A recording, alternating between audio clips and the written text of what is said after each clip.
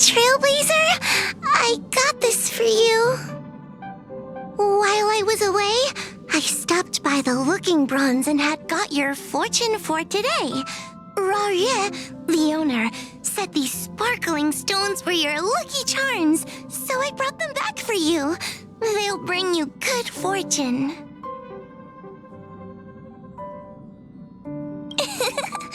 Hope you have good luck. As a cursed one, I've always been unlucky. But recently, I've started to feel like there's more to fortune than meets the eye. On the first day we met, I was really unlucky.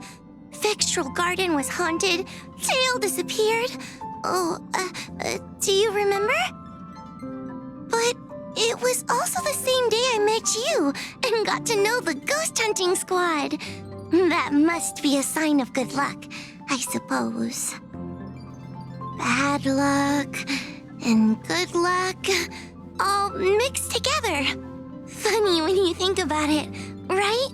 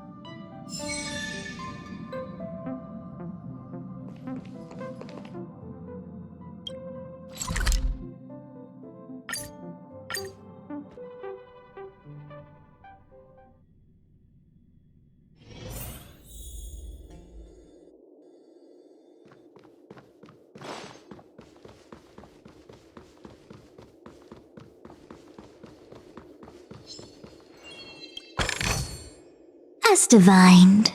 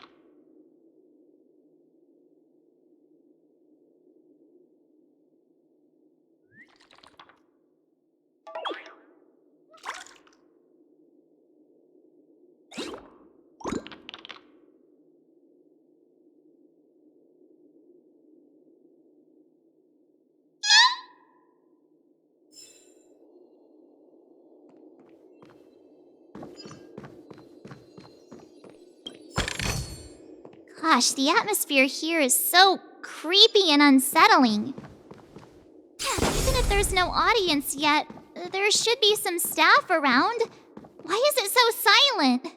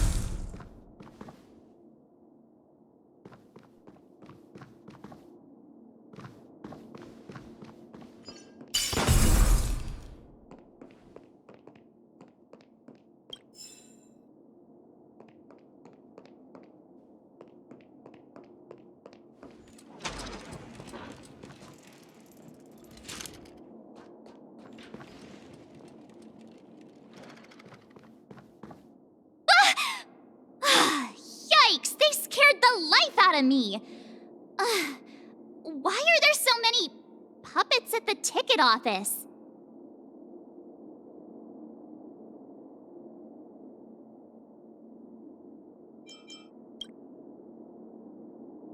What? You're so annoying. Stop scaring me. Are these puppets part of the stage setup? Even so, it's so eerie that the entire front hall is empty.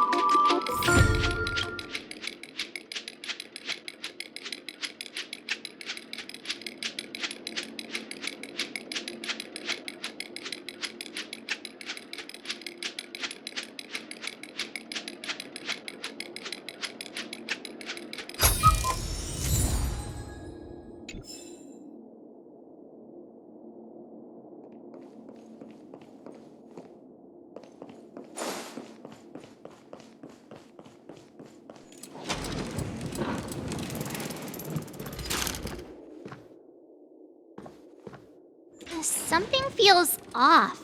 We're in the right place, right? There's no other grand theater in the dreamscape. So Sunday's messing with us? He said we'd have a final showdown on the stage, but why is there no one here? My apologies for the delay, March 7th. You scared me! Where are you now? I'm waiting for you behind the curtain. Following the Asdana tradition, I invite you to enjoy a stage play in 3 acts before the festival begins. History is a mirror reflecting the universe's true essence.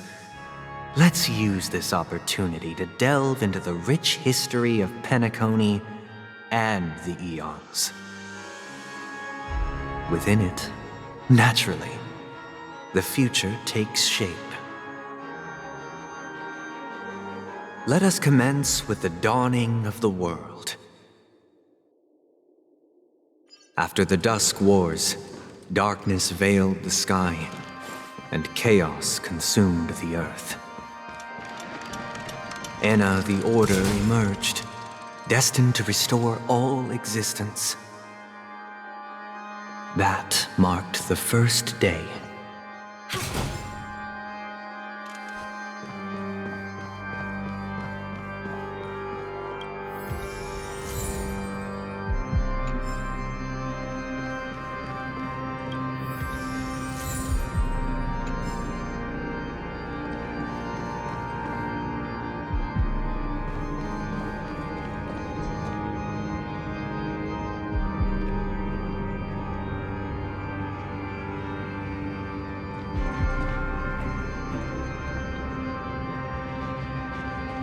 They gathered nebulae and forged them into picks, thus creating a grand lyre with black and white keys. Strike the white keys, and the sun rose. Strike the black keys, and the moon rose. And so, the cycle of day and night arose. That marked the second day.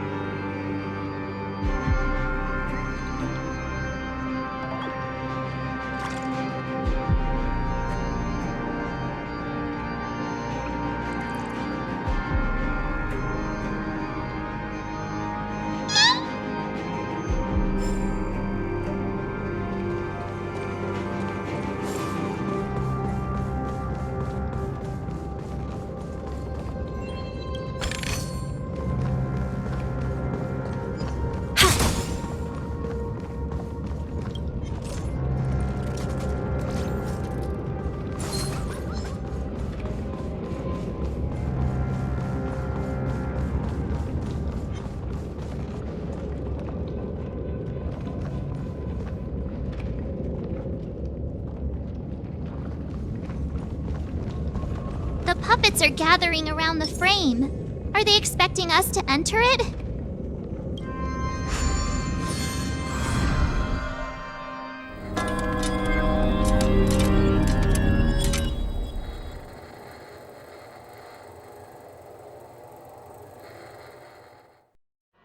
Where are we now? The atmosphere here looks similar to Sunday's inner world. Perhaps this so-called stage play is created with his abilities. This act is named Ode to Prisoner. Given the atmosphere here, I believe it's about Penacony's past. I thought things were finally looking up as I managed to dodge prison during my recent trailblazing expeditions. But now it looks like I'll be back behind bars again.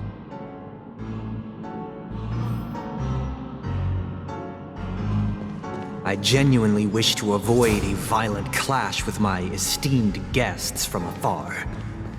Therefore, I've arranged 3 acts before the situation becomes irreparable. Where shall we start our narrative?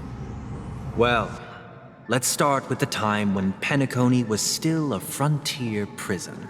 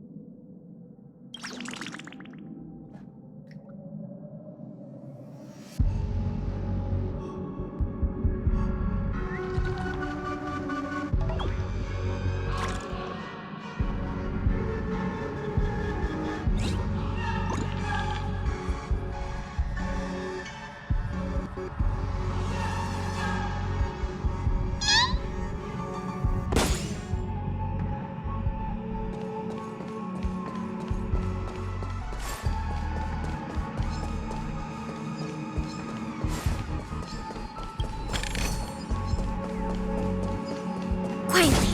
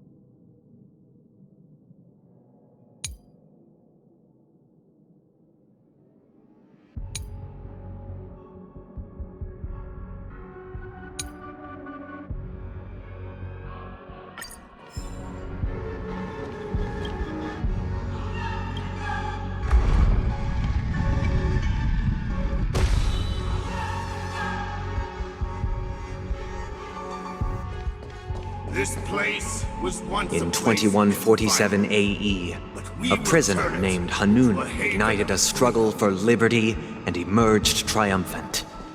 IPC referred to it as the War of the Frontier, while the Asdanians dubbed it the War of Independence.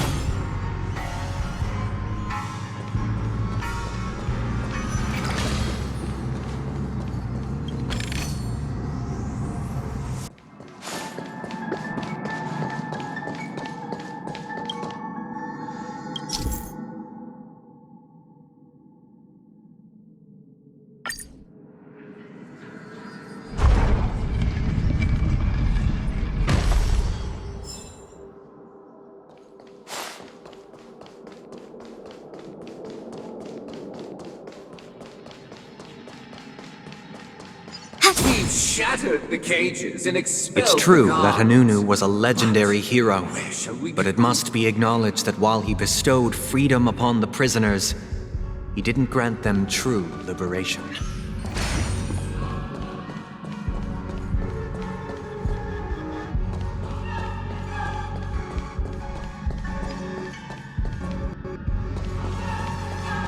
Thank you for staying here, honorable travelers. The three However, nameless stayed on the you planet, banish the gods, endeavoring to for spread they the are no tenets of longer trailblaze throughout the frontier prison. Alas, their efforts proved futile.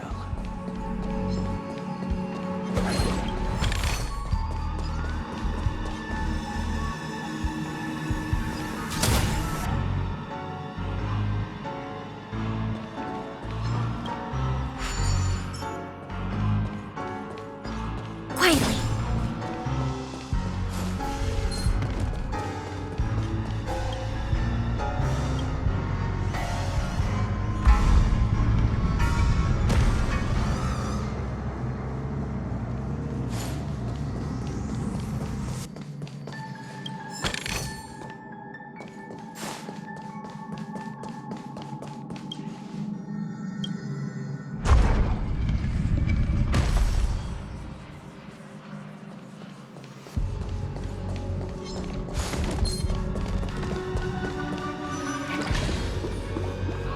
Let's build another prison, not within the Once physical again, world, but as within Donna their was mind. engulfed in war, As long as we this keep it in time the prison, enemies they will originating always from have a within. sanctuary.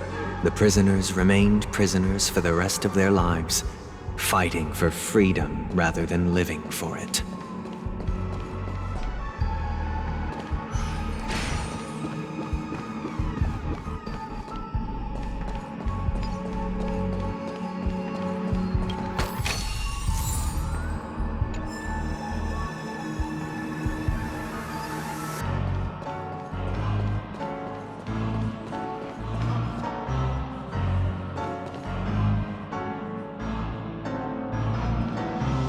I hope you like this land of freedom on a scorched earth.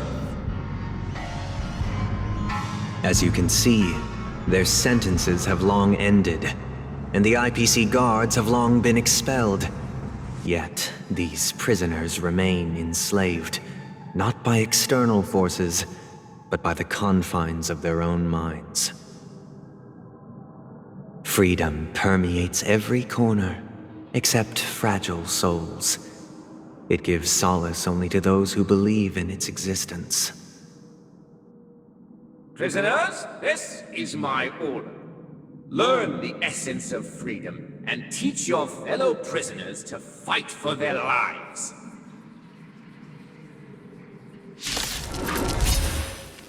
Hey! Why do we have to fight while enjoying the show? Lend me your strength. For I desire not only your enjoyment, but also your assistance in its completion. I weep for the departed. It too shall fall. Ready for another? Lend me your strength. On the still waters of oblivion. No one can restrain you anymore. You are free. Thus concludes the first act. Amidst a raging war, the frontier prison headed toward becoming Land of the Exiles. This must be how Penacony was constructed. With the aid of outsiders, the prisoners were finally liberated and established the Land of the Exiles. However, it appears that Sunday aims to convey the spiritual plight of the prisoners more than the physical aspects of imprisonment. This show is a bit too literary for my taste. But the battle part is quite easy to understand. Anyway, we've arrived at the exit. Let's go!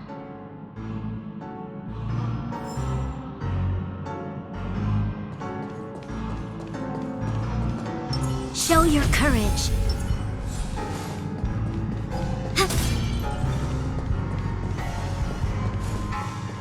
These puppets.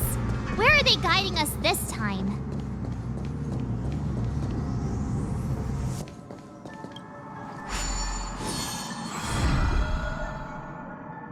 They transmuted streams of stars into inked nibs, creating symbols to be pronounced and counted.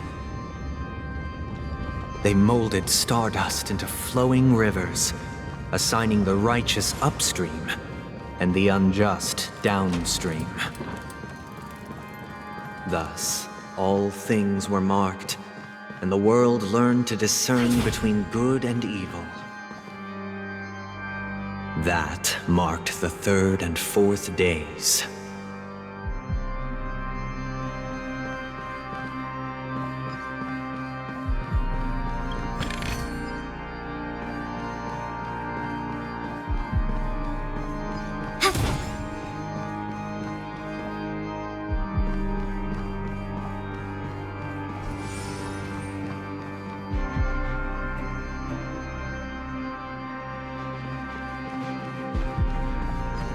Quietly.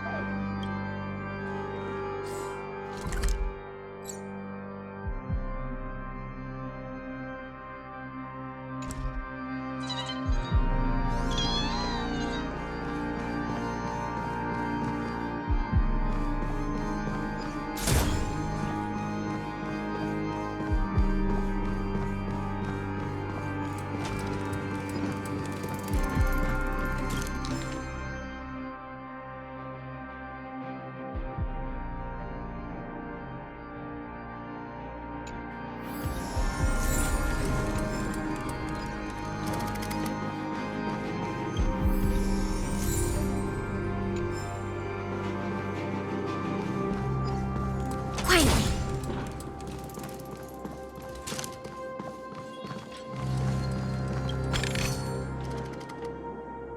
Look, another frame.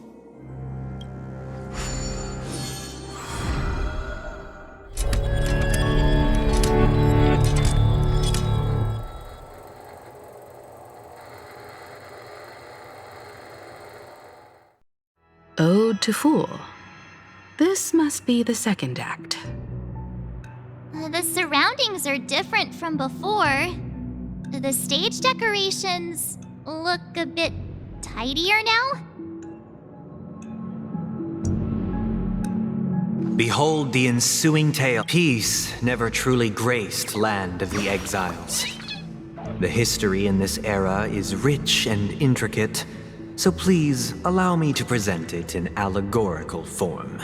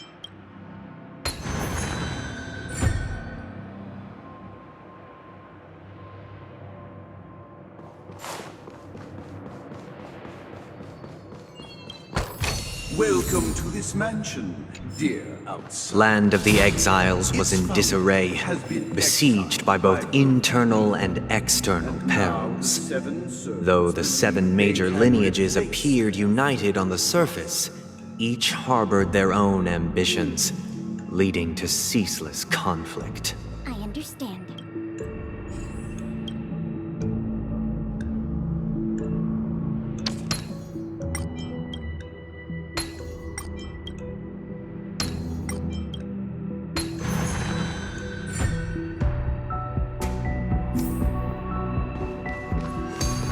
Accountant! We are the pillars of this The Black Plum family was the first to fall.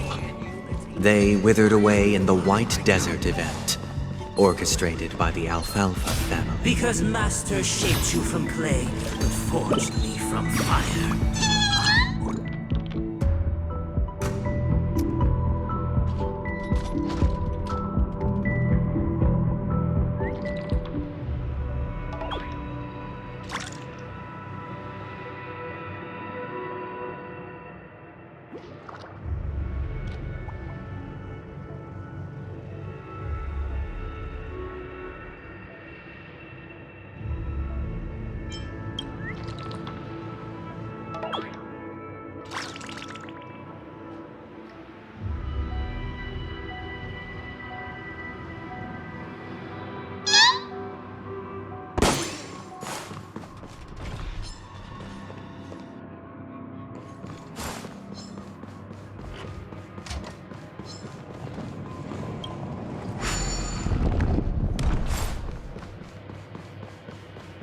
My child, you did not serve the old master. The leader of the Alfalfa family sought to defect to the IPC, trading freedom for survival. However, his eldest son slew him in the name of righteousness and ascended as the new family head.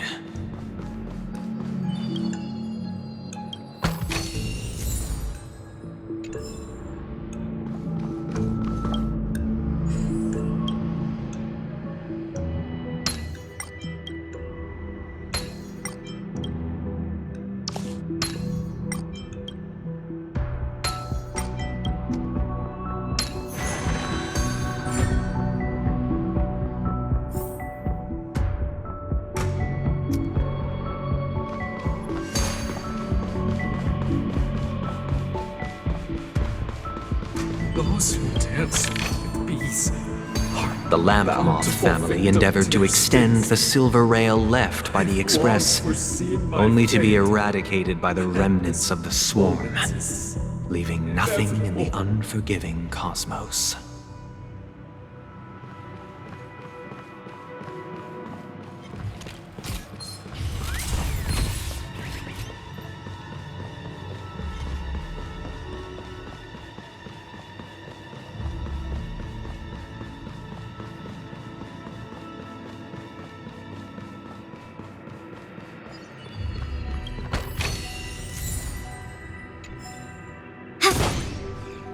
As for me, I shall forge new Only when bonds Gopher of Wood kinship led the family and to Land of the liberate you Exiles from and the earned clutches recognition of from all 5 major lineages did Penacony earn its new name, the Land of the Dreams.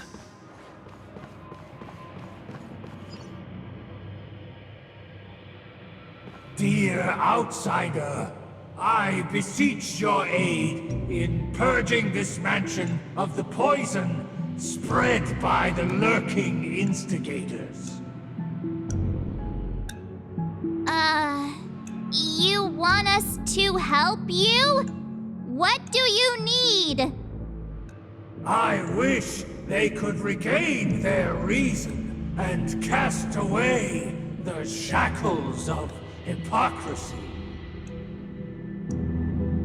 This is the second act. Looks like it's about Penacony's journey to becoming the Land of the Dreams, during which the family plays a crucial role.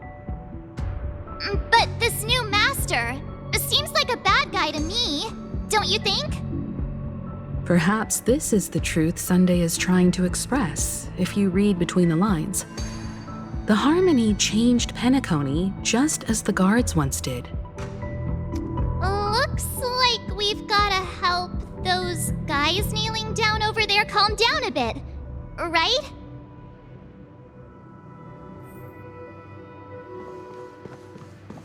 Either I shall be my own master, or I shall return to my former master. I shall not submit to a new master under any circumstances.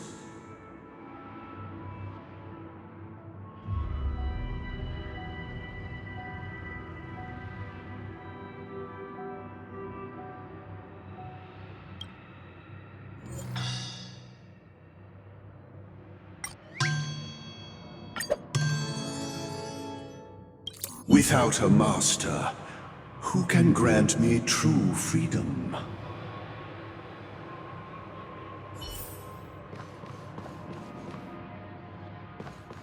Master is no longer here.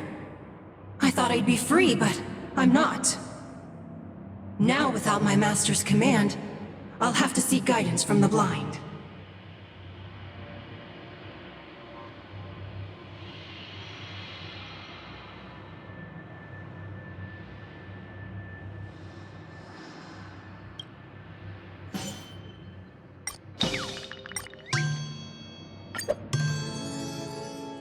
Master is no longer here. I must seek a new master and serve them faithfully.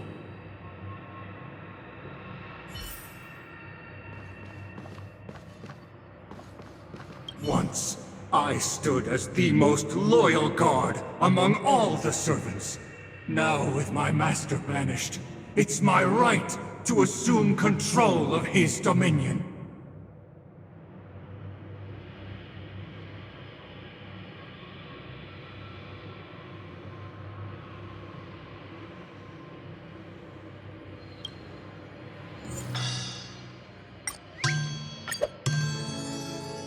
My former master has long departed. But why do I still fear the remnants of his creation?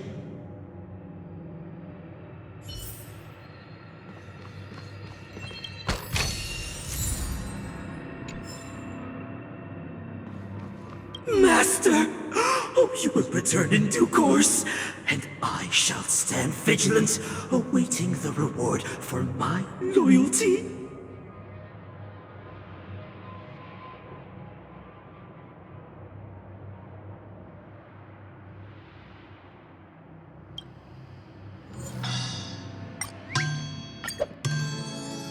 Master, now that you have gone, I shall wait no longer for my reward.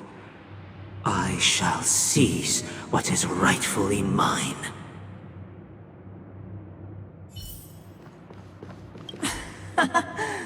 In the absence of my master, I am free. But without their guidance, for whom shall I sing?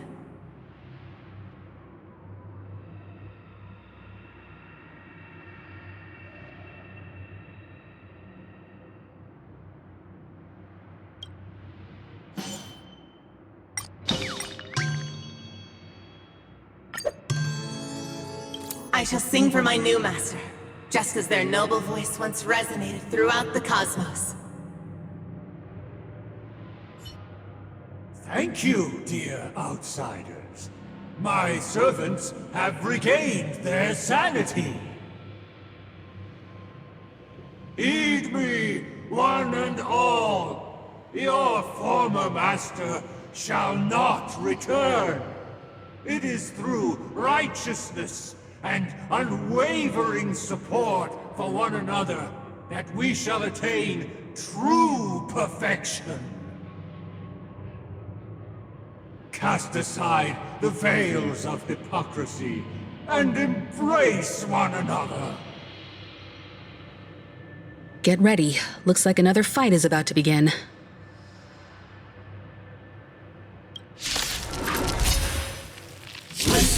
The snowflake is almost gone. The sky trembles, and the earth seizes on the brink of collapse. At the edge of the silver hills, the spots shroud under the rising sun. Lending your strength.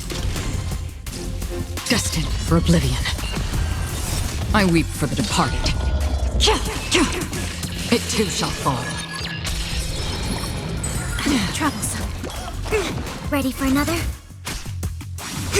Lend me your strength. On the still waters of oblivion. Alas, they remain but slaves till the very end, with the illusion of freedom. Thus concludes the second act. Amidst an illusory harmony, Land of the Exiles charted its course toward becoming the planet of festivities. This is how Penacony fell under the family's control. Since the arrival of the Harmony, the Land of the Exiles has undergone dramatic changes, not all of which have proven beneficial. This guy really loves dramatic scenes. Bet he comes from a whole lineage of stage performers.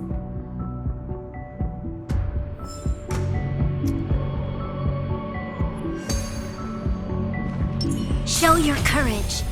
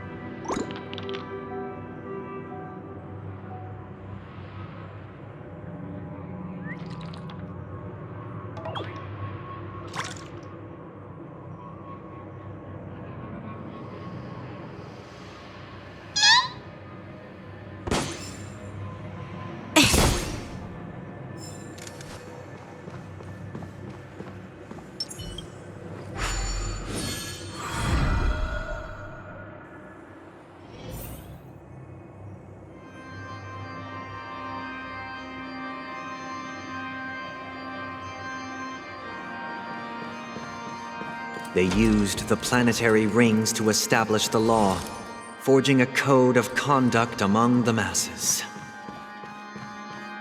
A grand lyre with black and white keys served as an instrument, while symbols of articulation and numerical notation took the form of musical notes. The downward flowing river became a melody, and the canon of law dictated the form. Thus,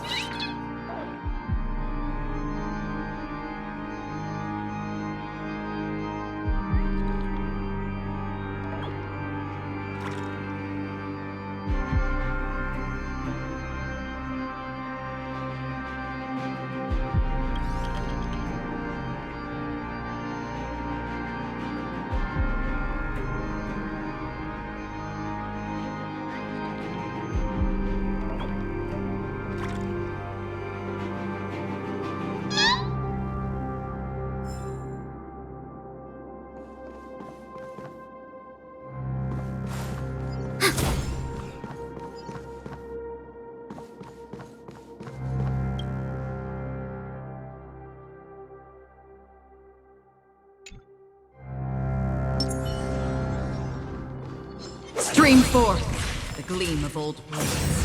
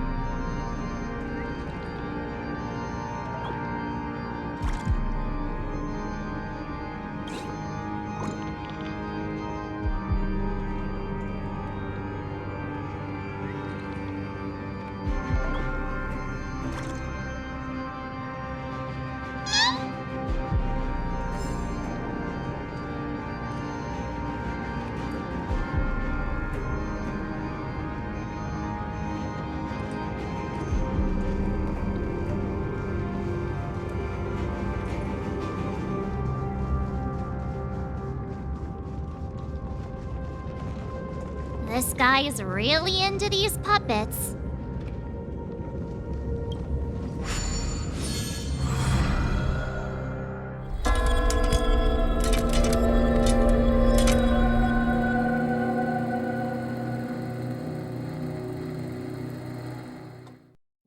Oh, I get it now. The last scene is all about singing the praises of the Order.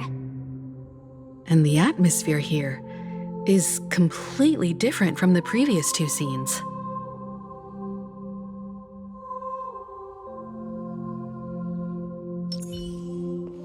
this is the concluding act of this play.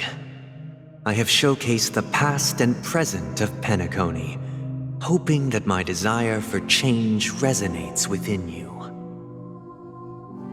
And now, I shall reveal its future to you.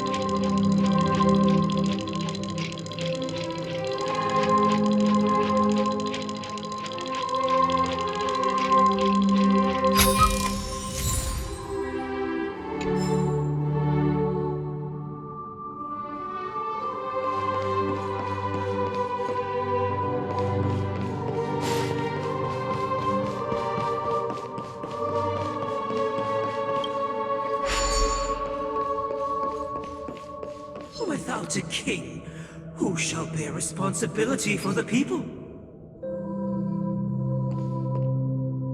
If the people lack foresight, we will make choices on their behalf and bear the responsibility.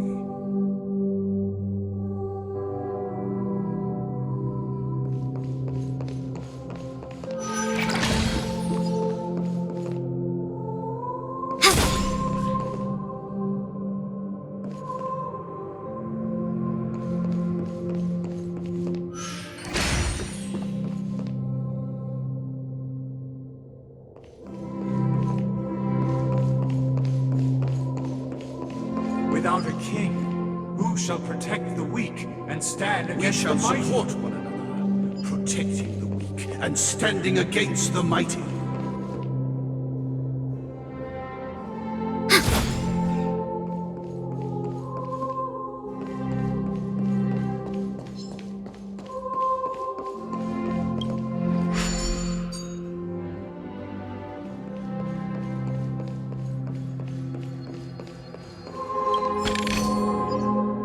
Quietly.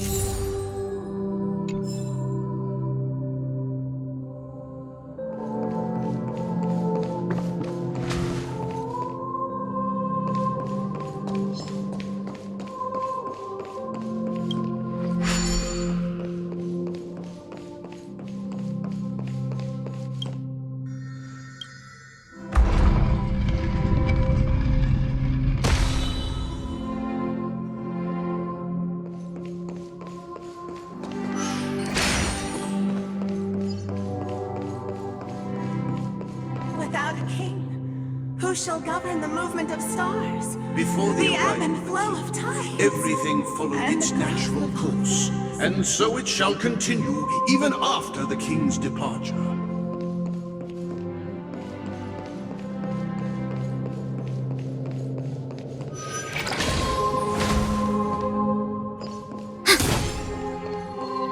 But after the king's departure, We no longer have need for a king, for we have become kings of all things.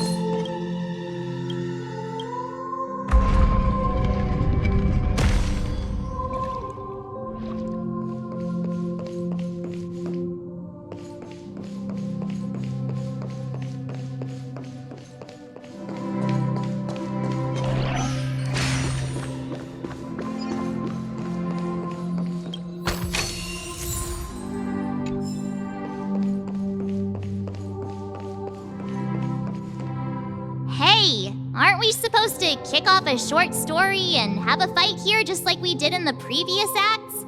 Why aren't any of these puppets saying anything? Perhaps we'll need to complete the story ourselves, just like we did before. So, do you think their mind needs tinkering or something?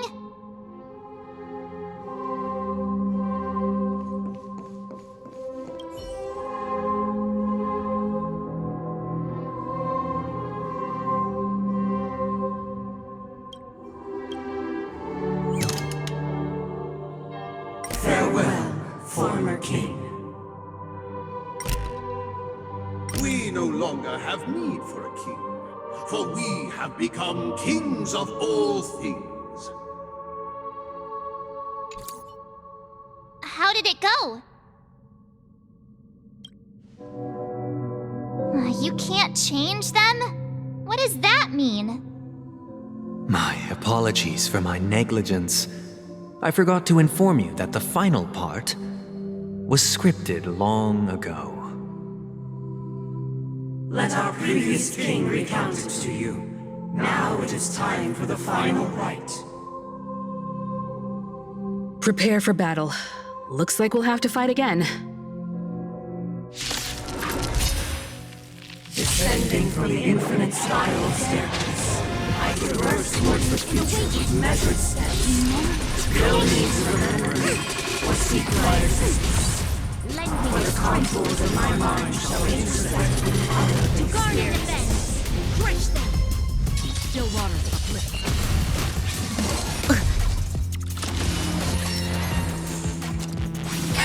Ready for another? Net markers activated. Time for a good old counterattack. I weep for the departed. It too shall fall. Lend me your strength. Destined for oblivion.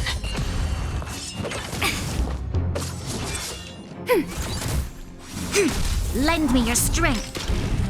On the still waters of oblivion. In the hushed expanse of a nocturnal reverie, I leave faint traces behind. No need to remember me, or to recall the essence of dreams. What is mine shall wane, while you shall transcend its delicate nature.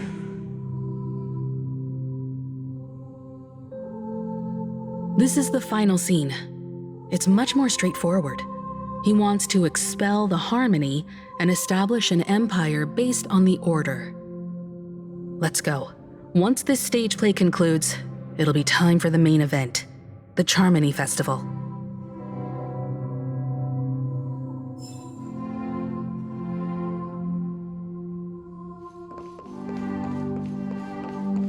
Show your courage.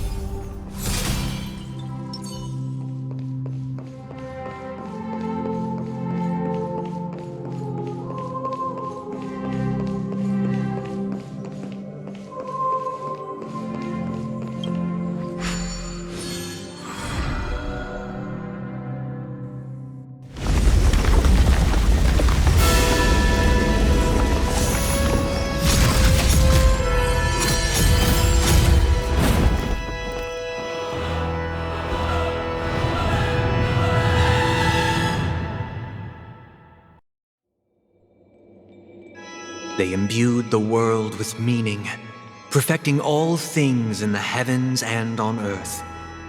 Then, they rested from the labors of creation. Yet, all beings cried out to Enna. Under the banner of the Order, you have defined all things in the cosmos. But this made us realize that we are but puppets in your hands. Thus, on that day, all beings united and cast the Eon into the abyss of oblivion. This Grand Theater looks totally different. Is this the power of the Order? Everyone, get ready. This could be a tough battle.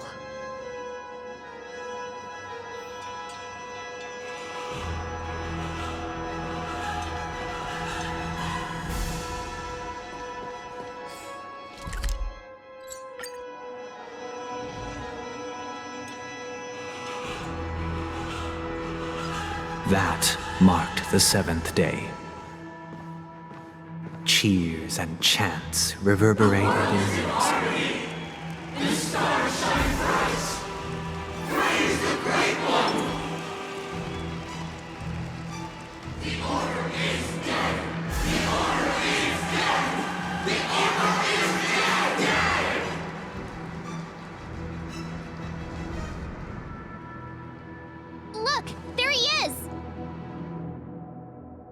That concludes everything related to the Order.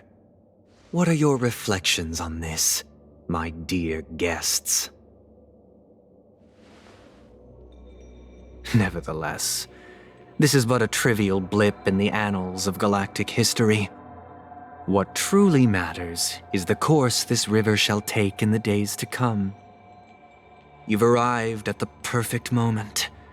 The Charmony Festival is about to commence, and it would be a shame if you were absent for the Harmony's prologue.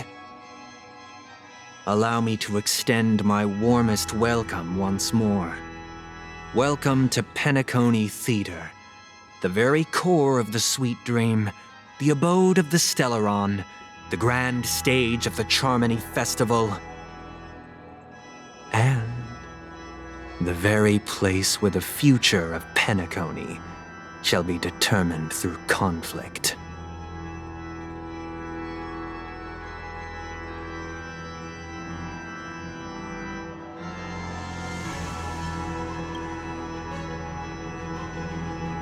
Because our shared goals give equal weight to the beliefs we strive for. True goodness can only be achieved through faith. Allow me to point out that falling into a permanent slumber is not happiness, especially when those people are driven by someone else's will in their sleep. Do you still believe that the Order only seeks to control the universe as their puppet, Himiko? No matter how perfect your vision of paradise may be, a cage remains a cage. People will never achieve true happiness in a world like that. They would just be toys for the Eon. It seems you have misunderstood my intentions. Allow me to clarify. My desire is not to resurrect a fallen Eon, or become one myself. My sole objective is to create a paradise free from Eons, where the Order ensures the dignity and happiness of all humanity. A paradise exclusive to us human beings. That's not the case. If people are to live with dignity, there must be nothing and no one above them. In your so-called paradise, you would be the one reigning supreme. Looks like we won't be able to convince each other. Now that our conflict has been destined, let's unveil our paths and reveal to the universe the true path. However, before the prelude to the future begins, please take a moment to ponder the questions I've posed. Is darkness equal to daylight? Are sinners equal to the righteous? If you are born weak, which god should you turn to for solace? Outrank the Eon with great might. Under the banner of the Order, you have defied all things in the cosmos. This battle is unavoidable. Lend me strength. Destined for oblivion. No matter.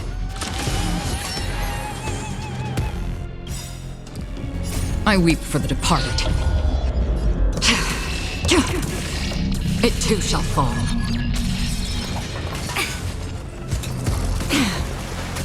A quick divination.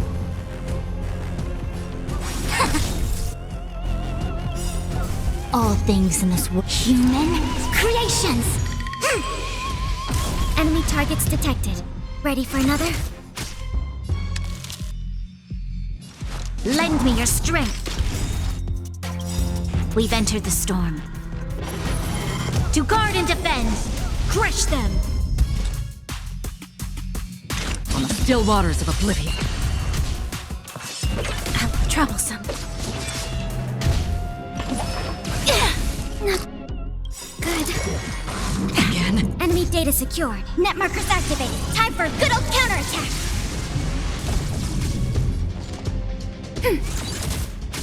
I see through you.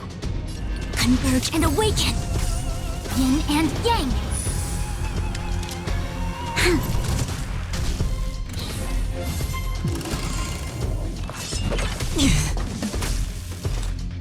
Destined for oblivion.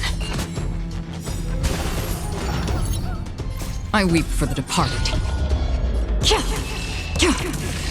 It too shall fall. The world is in harmony. The stars shine white.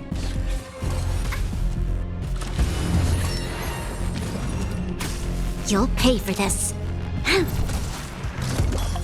Troublesome. Again? Commencing support. Ready for another? Free will, or was it fate? On the still waters of oblivion. This battle is unavoidable. Lend me your strength.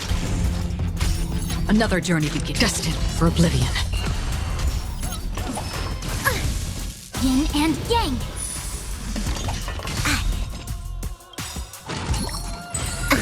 We've entered the storm. To guard and defend! Crush them!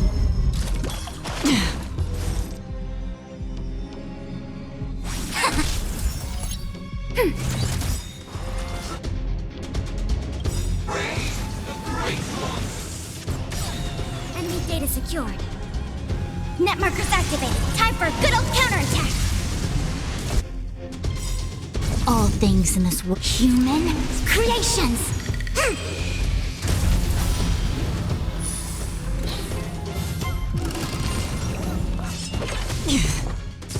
You'll pay for this. Lend me your strength. I weep for the departed. It too shall fall.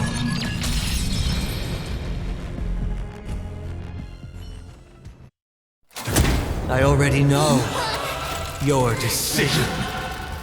I now permit you to gaze into the sun. On these 107,336 stones, The almighty and powerful strings of harmony are at my disposal! The supreme tuner! Harmonious choir! Dominicus!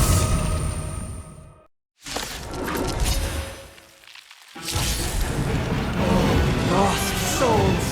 Come and meet your master! The embodiment of the harmony? So the true purpose of the Charmony Festival is to usurp it?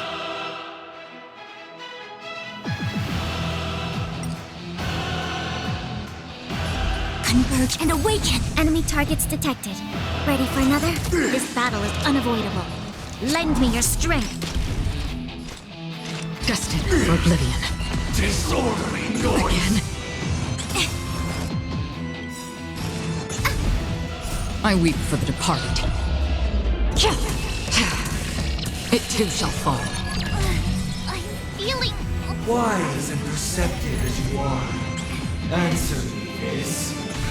Why could the harmony and the order merge into one? Lend me your strength. Free will, or was it fate on the still waters of oblivion?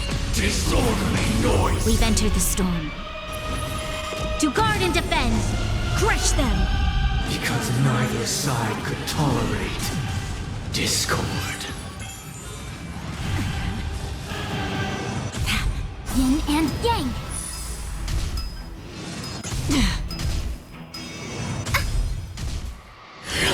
Again? Enjoy eternal peace. A quick divination. Together as one! Trouble. All things in this human creations! Commencing support. Ready for another? Enemy data secure. Net markers activated. Time for a good old counterattack!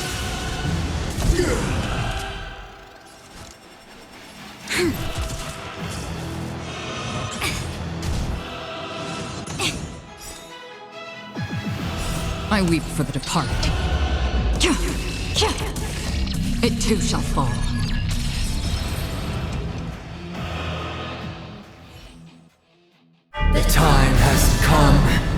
Creation will be reborn from the remains of the gods. Danheng?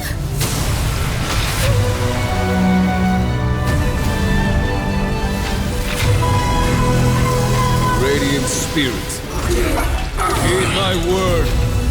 Show no mercy!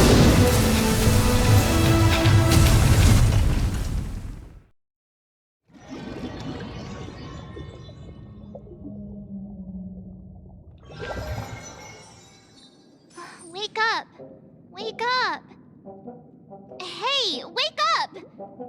The sun's frying your butt! Are you alright? Can you hear me? Do you remember your name?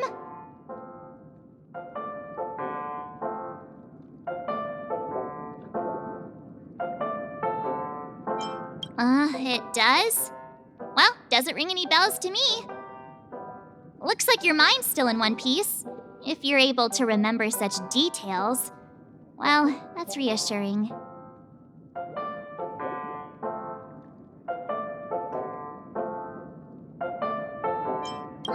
It's a long story. Simply put, Danheng used the Jade Abacus of Allying Oath when we were in the middle of a fierce battle and summoned the general to help us just in time. And then we returned to reality. Look, this is your room. Everyone else has also returned from the dreamscape. Himeko and the rest are at the lobby discussing matters with the general.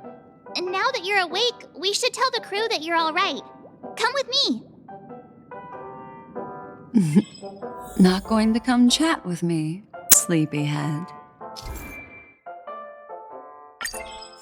That voice. Is that Black Swan?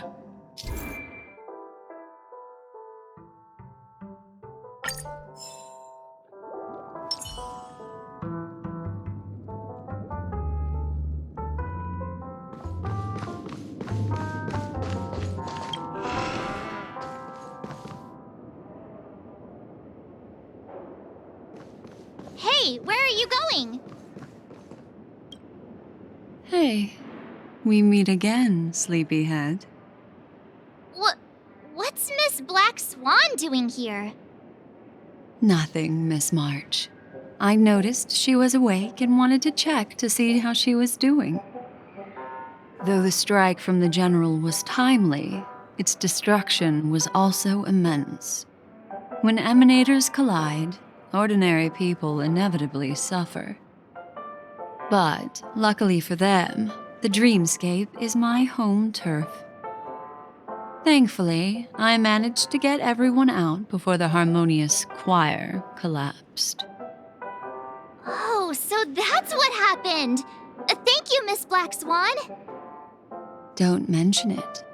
After all, I wouldn't want to see such precious memories vanish. You're heading to see your friends, aren't you? Would it bother you if I walked with you for a short while? Of course not. But you're not planning on doing something like last time, are you? Why would you think that? I've never harbored any ill intentions. Well, not when you were around, anyway. Himeko and Mr. Yang are probably still busy. Let's go look for Danheng first.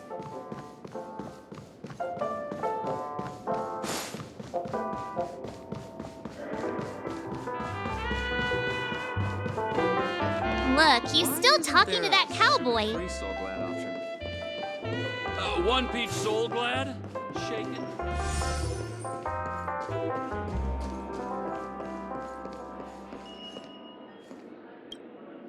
You're awake. How do you feel? Well, fork me. You must be that Stellaron they were talking about.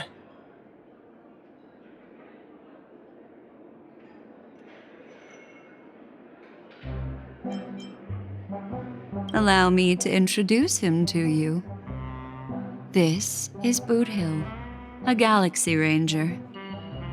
During our pursuit of a certain person, We crossed paths and just so happened to uncover a shocking plot being concocted by Mr. Sunday. Which is why we sought you out, to help the Astral Express save the world together. No need for thanks. The Galaxy Ranger's principle is correct every injustice one sees. That's how you lot in the Cienjo put it, right, Don Home? More or less. Wait, hold on a sec. This is the first time I'm hearing about this certain person. Who are you chasing? And why would that lead you to the Express?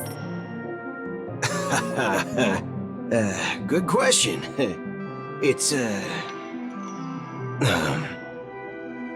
was it again? Don Hum. Do you remember?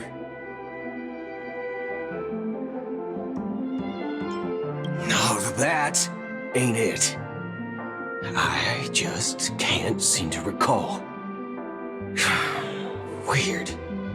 My neurochip hasn't registered any malfunctions. I can't seem to remember either. What's going on? Heck. Forget about it. If it slipped all our minds, reckon that person was just a minor scoundrel. Unimportant.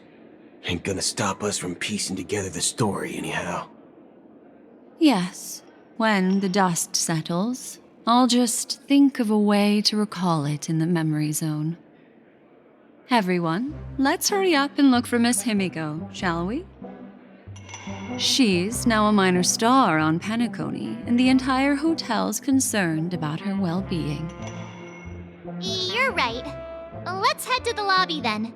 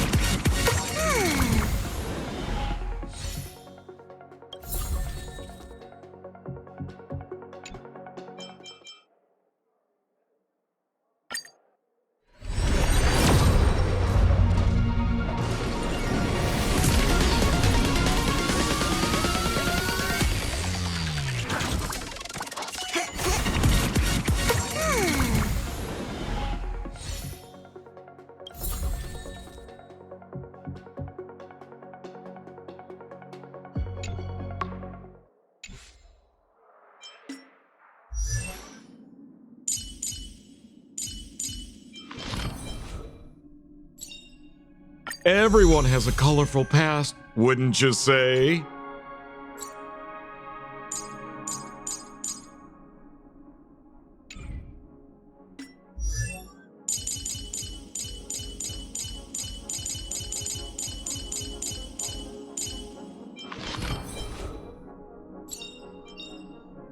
We mustn't cling to the past.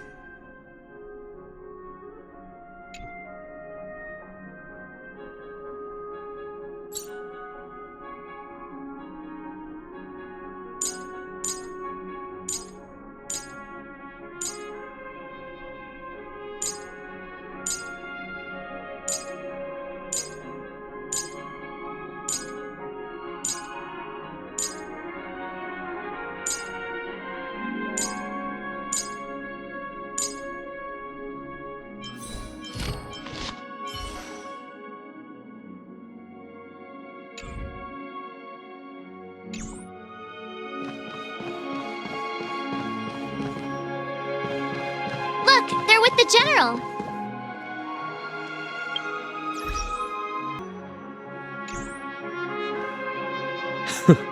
That's all right. In these times of conflict, for the sake of utmost safety, it is only right that the Alliance steps forward to mediate on behalf of the Astral Express.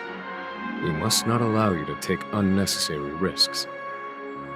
Furthermore, despite the IPC's eagerness for success, it prioritizes peace above all, and the family, trapped though it may be, professes a desire for harmony.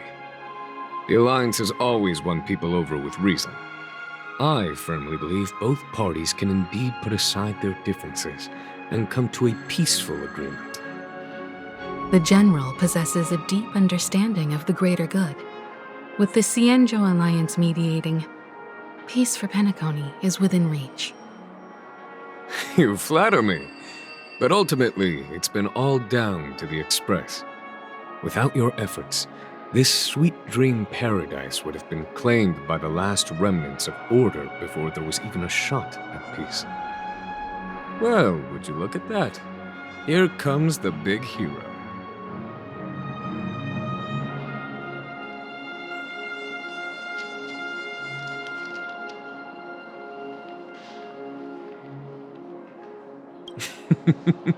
Here's the galactic baseballer, the paragon of both heroism and humility. Are you okay? I heard you couldn't wake up. Are you feeling unwell? Don't worry, Mr. Yang. There's nothing wrong with her. She practically burned through a lifetime's worth of jokes on the way here. What about you, Mr. Yang? I heard that even Miss Robin wasn't spared, and that guy locked you both up. It's a long story. But at least Mr. Sunday took it easy on us. He used an ability called tuning to connect our consciousnesses with his. In other words, he imprisoned us within his consciousness. Thanks to General Jing Yuan's destruction of the Harmonious Choir, we were able to escape. He used that tuning on us too. Does that mean that we were almost imprisoned as well? I can confidently say now, he was truly after a fair fight with us. Had he wanted, he could have easily taken us down, without so much as lifting a finger. Speaking of the Oak family head, where is he now? It's complicated, but in a nutshell, he's now the former Oak family head. The IPC has named him the key figure in the family's Penacony split, citing a threat to cosmic peace. He must represent the family and answer for the unrest caused. His trial is set to take place at Pier Point. The family quickly labeled him and the remnants of the Order as enemies, declaring the turmoil an internal rebellion. This move effectively barred the IPC from intervening in family affairs on both moral and rational grounds. Everyone really has their own agenda, after all. Then, what's going to happen to Miss Robin? She and Sunday won't be able to deny their involvement in the Charmony Festival. They're siblings, after all. Why the sigh, General? I can only say that this incident is an unexpected mess for the girl. The Alliance will try to persuade the family to consider this matter carefully during mediation. It's time, everyone. The IPC's key members and I have agreed to consult one another before the upcoming negotiation. Do any of you wish to sit in? Given the General's invitation and the matter's significance to the universe, the crew will naturally accept. However, if the IPC has any reservations... Why, of course you're welcome.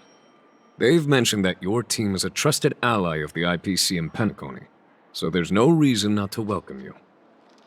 Besides, if there can be reliable observers from the Astral Express present, discussions will go more smoothly. So, what do you all think? Well then, we shall oblige. I'm kind of allergic to those types of situations. I think I'll just head back to my room and start packing. Not to worry. Himiko and I will take care of things. I'm afraid I'll also have to return to the Express first. The conductor is worried about us. It's best I go and explain the situation. Thank you. What about you, Will you join Welt and me? Or have you got other plans?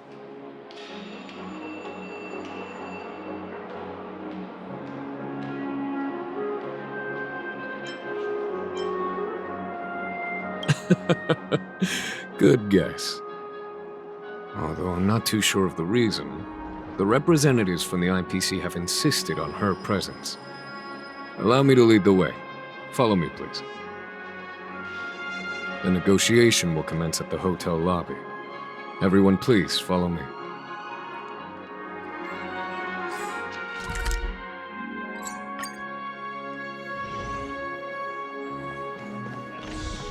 Mr. Aventurine and Miss Topaz are here too. Oh, and who is that over there? The Intelligentsia Guild's Dr. Ratio. This assembly is quite something. It's been a while, my Astral Express friends. I would also extend my sincere thanks to you, General of the Lawfu. The presence of everyone here assures that the talks will likely reach a conclusion that satisfies all sides. Oh. Looks like everyone has come with expectations. Care to share? Of course. Topaz, if you please. Sure, leave it to me. In summary, it's good news. After much deliberation from the Strategic Investment Department's Council, the absolute majority of members have agreed to the following resolutions. In light of long-term considerations for interastral peace, and by authority of Pierpoint HQ, the Strategic Investment Department, on behalf of the Interastral Peace Corporation, will permanently relinquish its claim on Penacony sovereignty and offer unconditional support of the family's rebuilding efforts on Penacony. Now that's something.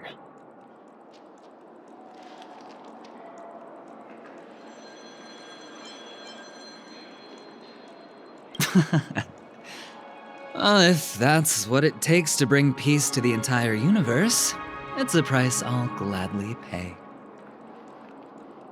Has the IPC finished sharing all its thoughts? Then it's our turn. The Guild, much like the Genius Society, has taken a keen interest in the recent calamity in Penacony. Ultimately, both parties have agreed to a comprehensive collaboration, offering technical support for the reconstruction of Penacony. The floor is yours for the finer points, Mr. Screwlum. Enlighten us, please. Organic life's unrelenting search to understand the realm of inner spirituality is something I both admire and envy. Inorganic life has no mechanism to evoke dreams. But when my mechanical impulses are activated, my inspiration circuits will start to operate, and I will enter a state defined as imagination. Every time, within the realm of imagination, there emerges a fire from the shadows. It is warm, bright. I frequently ponder this flame might represent the essence of intelligence, a cluster of inspiration ignited by high temperatures. The future direction of the universe may well lie within it. Alas, they are nothing but projections of my thought system to me. Desired, but unattainable. But after learning of Penacony's accomplishments, I have come to realize that the flame is not beyond my grasp. After deliberations with my partners, we have decided to defer the progress of the Simulated Universe project, and instead assist the Intelligentsia Guild as technological consultants in the research of the Dreamscape and Memory Zone, so that these assets may be better used to serve humanity. Not only that, we've also established contact with the Garden of Recollection through the IPC, and they've pledged their support for our research endeavors. I'm truly happy for the Dream Chasers on Penacony. The cosmos' brightest and, let's admit, dimmer intellects are now at their service.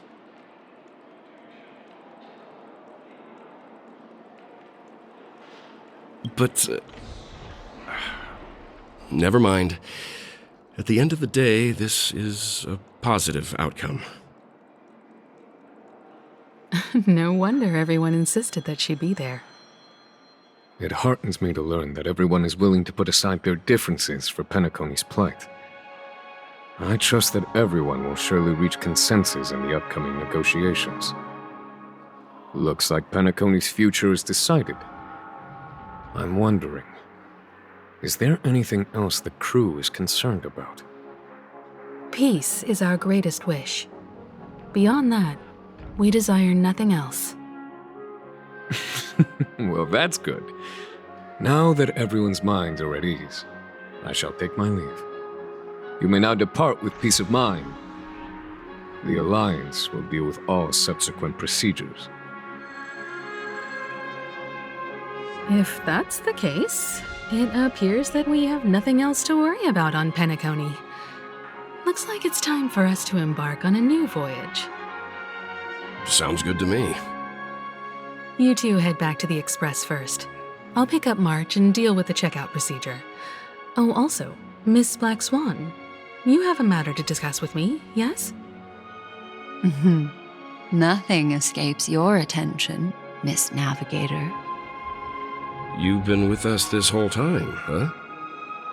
In any case, she and I will be waiting for you and March on the Express. Let's go. Our time on Penacony has come to a fruitful end. Penacony's journey ends here. I guess it was pretty fruitful.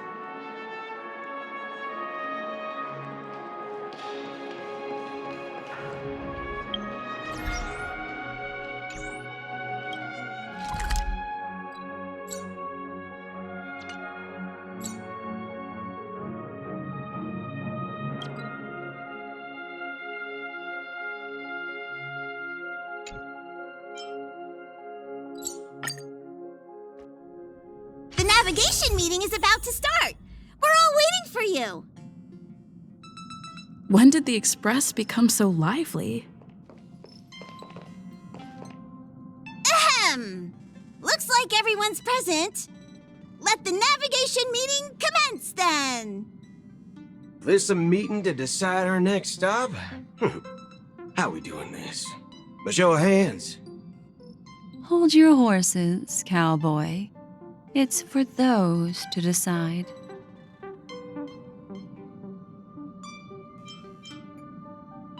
Allow me to explain. Mr. Boothill and Miss Black Swan submitted a request to temporarily travel with the Express for their own personal reasons.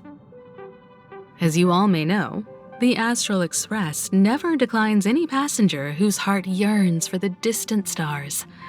Therefore, they will be traveling with us for a while until they reach their destinations. Whoa! Oh, the Express is going to be much livelier now. But, Miss Black Swan, you better not use your Memo Keeper abilities to pull any pranks. Understood, Miss March. I promise you, you'll never see me in your room while you're taking a break. Don't! You're freaking me out. All right.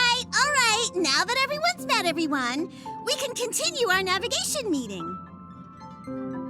Firstly, Pom-Pom wishes to thank everyone. If it weren't for you all unearthing the truth about Penacony, Pom-Pom would have never known where Mikhail and the rest had gone. What they had to go through was regrettable, but I reckon they all fulfilled their wishes. And it was thanks to all of you. Thank you, everyone. Now then, we come to the crux of this navigation meeting. We must decide on the Express's next stop. Let me introduce our current options. The first choice is from Himiko, the oceanic planet of Lushaka, a planet composed entirely of water. Many aquatic races reside there. Of course, it's also the home planet of the venerable, nameless Mikhail. The second choice is the agate world Melustanen, suggested by Welt. It's famed as one of the initial sites of the Stellaron disaster, and the place where the beauty Idrilla ascended. Today, it's celebrated as a planet of undying allure. The third choice is Edostar, a planet nestled within a vast ion storm region, currently under assault by the Antimatter Legion.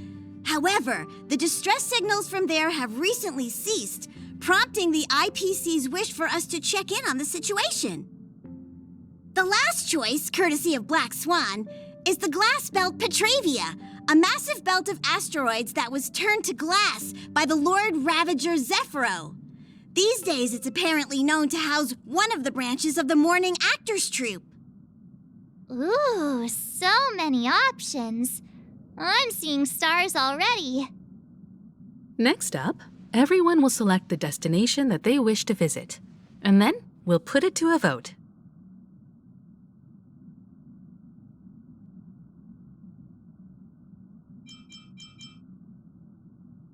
If that's the case, how about we go to Edostar first?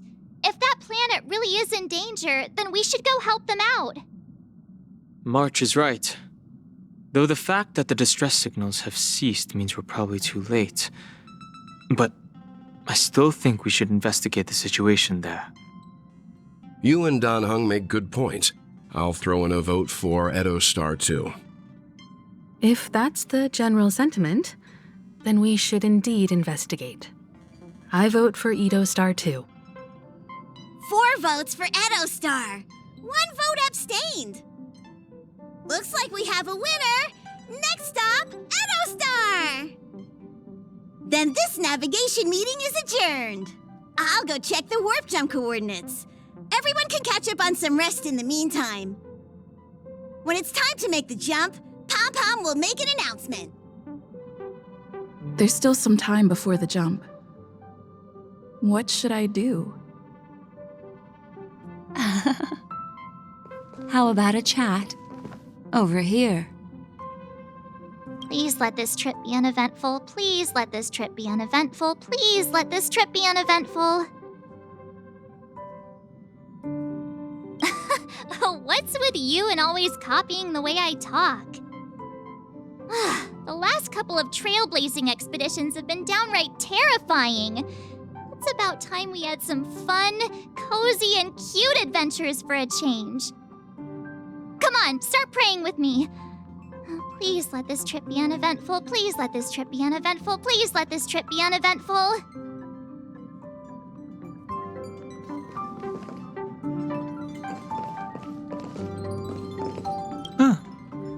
For some reason, I'm suddenly stricken by the feeling that we haven't crossed paths in quite some time.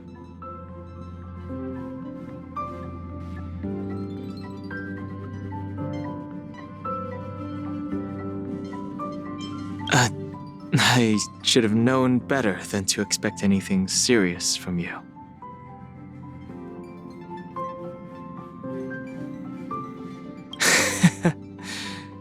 Got it.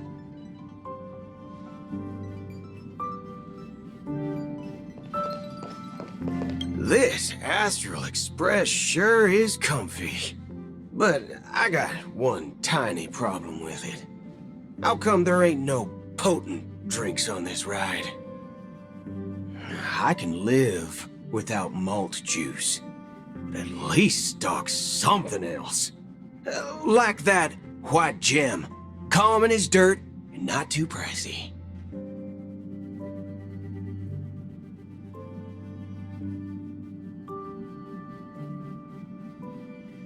You can't use that 12 years of age rule against a mighty ranger like me. Ha!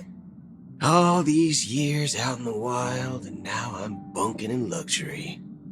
Gotta say, it's quite the treat.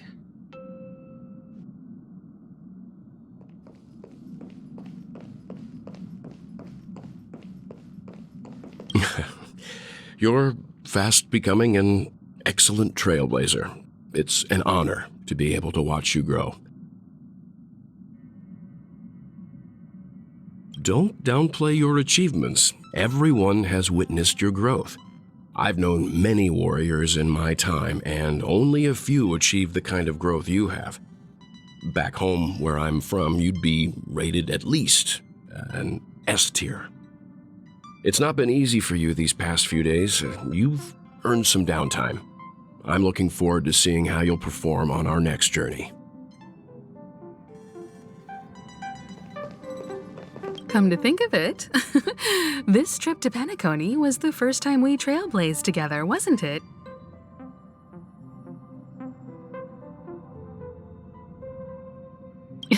Don't worry. We'll have plenty of time to spend together on the Express, so there'll definitely be more chances for adventures like this. Turn in early today. You've really been pushing yourself hard recently. If you don't take this chance to recharge, it could lead to long-term problems. It seems fine when you're young, but it's a different story as you age.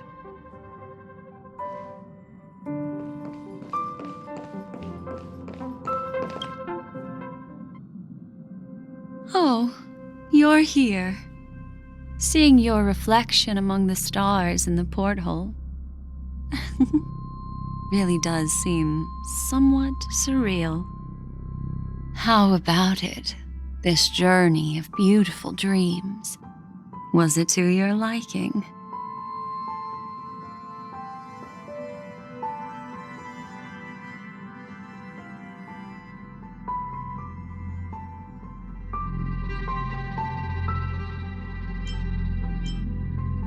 There's a rich scent of curiosity here. Such memories can be irresistibly captivating. So, how about you hand that small parting gift back to me? I'm quite eager to have it back.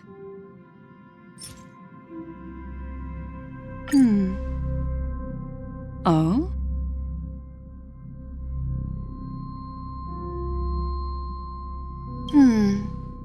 Never mind. I just stumbled upon a particularly fascinating spot in your memory.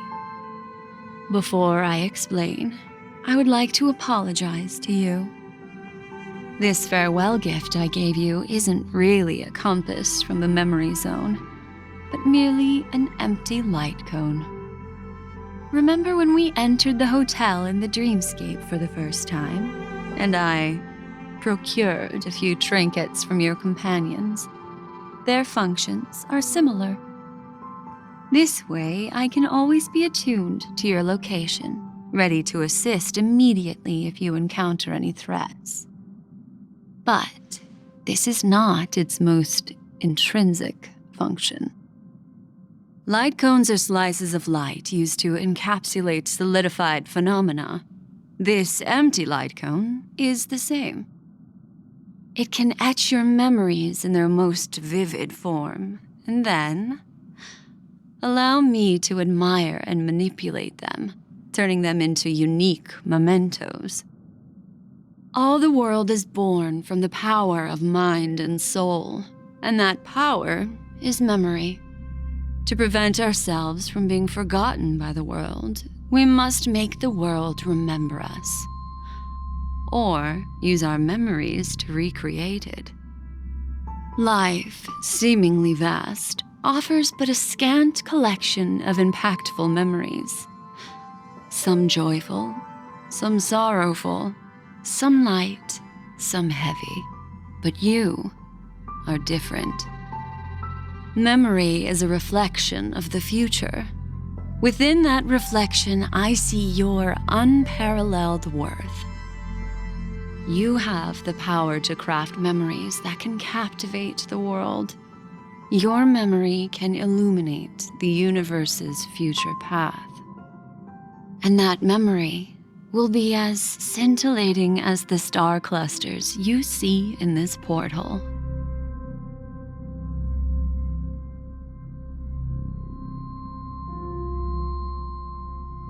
Precisely. But do you know the deeper meaning behind it? The reason is simple.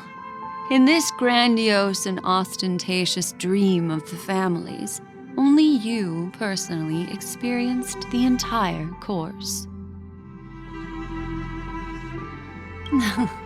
Patience, my friend. I will reveal the answer to you, but that time is not now.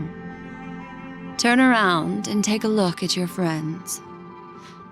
Every one of them is reveling at the arrival of their next destination, all filled with hopes and expectations of their own present and future. Revealing everything at this moment would be a bit of a buzzkill, wouldn't it? I'm looking for an opportune time, a time when you're totally at ease. Perhaps when the night grows hazy and you're about to drift off would be the most opportune. How about one fine night? I will prepare the candles, aromatics, and even a cushy couch to create a cozy dreamland for you. And then I will tell you the answer in the form of a little bedtime story to lull you to sleep. Hi! Hello! Attention all passengers! The express is about to make the jump. Please be seated and hold on. It looks like we're finally about to set off. There are countless gleaming memories out there waiting for us. Why don't we just leave it at that for now? That's right. As a small token of compensation for playing that little trick on you with the empty light cone, I will gift you with some words. They hold great significance to me.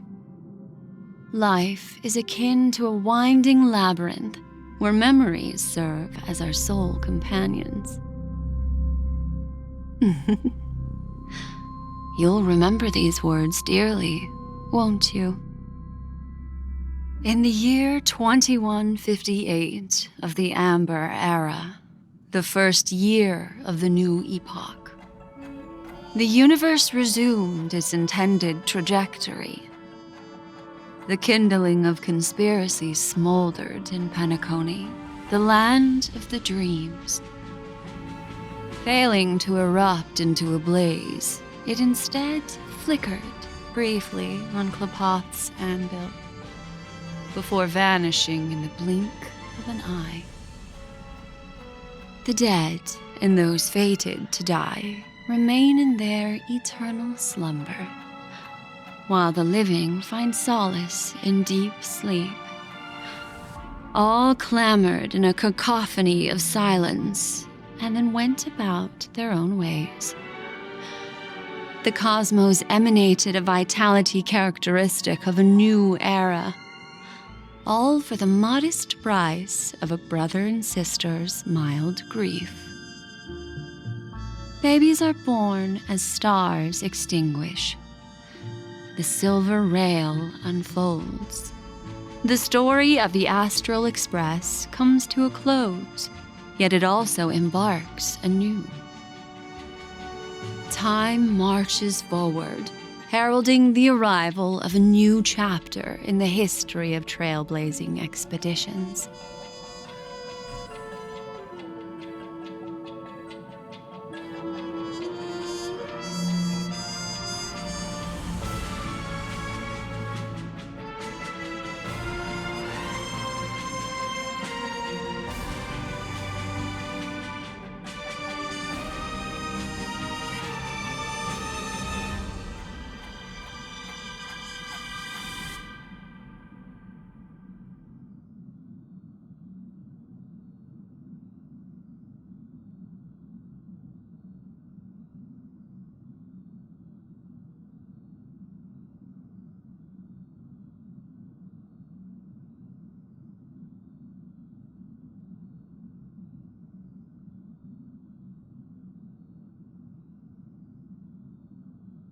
Countless shooting stars streak the sky tonight.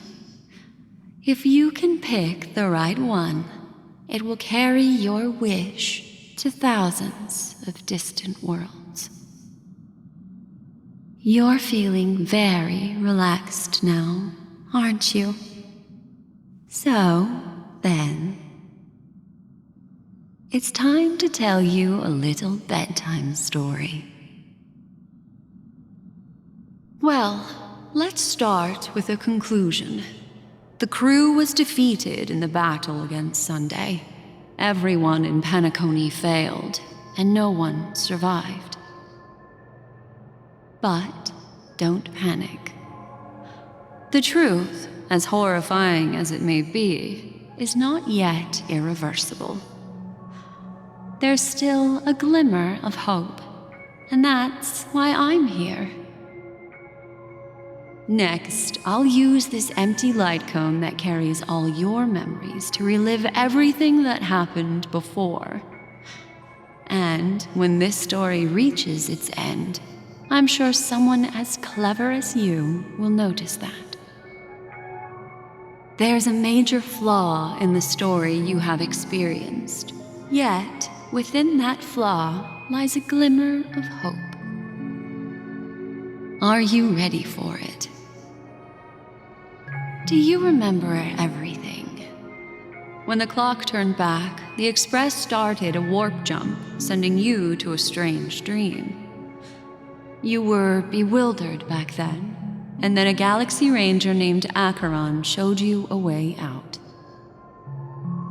When you arrived at the Reverie Hotel, you met the doorman Misha and had a confrontation with Aventurine, an IPC representative. Thankfully, Acheron appeared again and helped you. After that, you saved Firefly and explored Penacony together. During the tour, you ran into Sparkle disguised as Sampo and accidentally entered a child's dream. There, I rescued both of you from death, but Firefly didn't return to reality.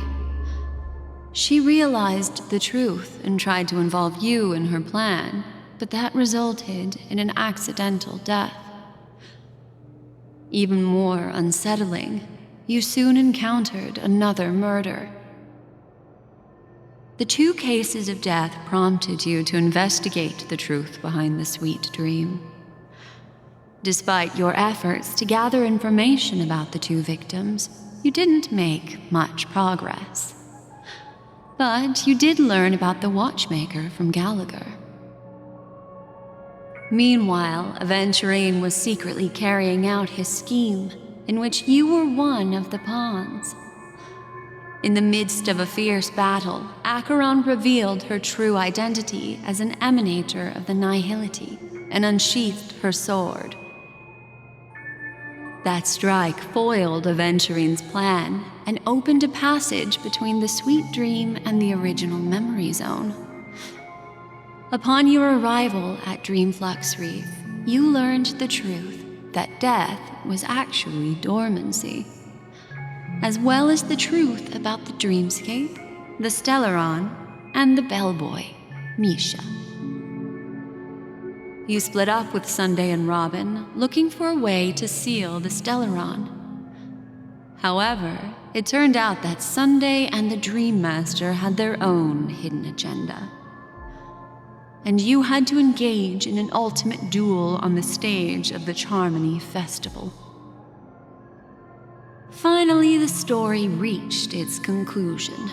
You emerged victorious, with the Trailblaze triumphing over the Order, and Penacony embracing a bright and peaceful future. This marks the end of the thrilling journey in Penacony. I'm sure you've already noticed something unusual, haven't you? The major flaw, which contradicts all the known information, hides in this story.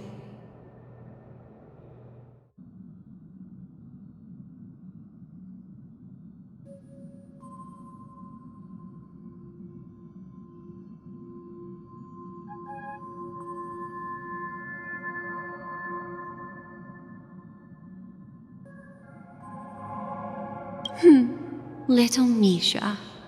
Or should I call him the Watchmaker? He's only a segment of memory in a dream bubble, but his ambition for the Trailblaze led him to leave the bubble and embark on a grand adventure in Penacony. While Misha is a rather special memory zone meme, and he was granted power by the Trailblaze, there's still one thing that he shouldn't be able to do. A life born in the memory zone could never manifest in reality. So, why did he appear in the Reverie Hotel in reality? The answer is simple. He is the one fatal variable that contradicts all our known information. This means that you, who wholeheartedly believe in this memory, are still trapped in the dreamscape at this very moment. Wake up, sleepyhead. Break free from this eternal dream and return to the real world. We'll find our answers there. The train is about to make the jump. 5, 4, 3, 2...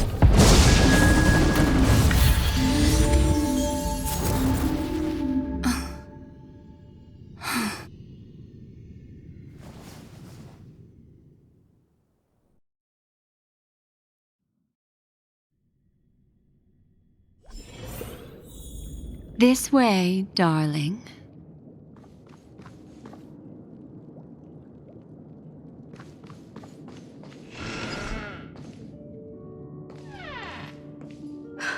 Not another one.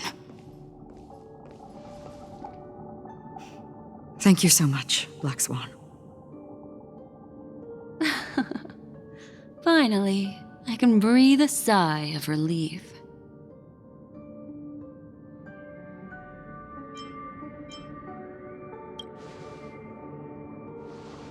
I understand you must be confused, and we'll do our best to shed light on the situation. However, before that, it's essential to know that this place is the rift between dream and reality. A place reserved only for those who have awakened from Enna's dream. Do you remember Sunday's ambitious plan? He intended to harness the power of the Stellaron, the collective will of over 100,000 Oak family members, and the desires of everyone in Penacony to usurp the harmony and restore the order. Unfortunately, it didn't stop there. From the early days of our journey into Asdana, we were already affected by the Stellaron. That strange dreamscape where we met. Maybe it was a sign that your thoughts were beginning to drift away.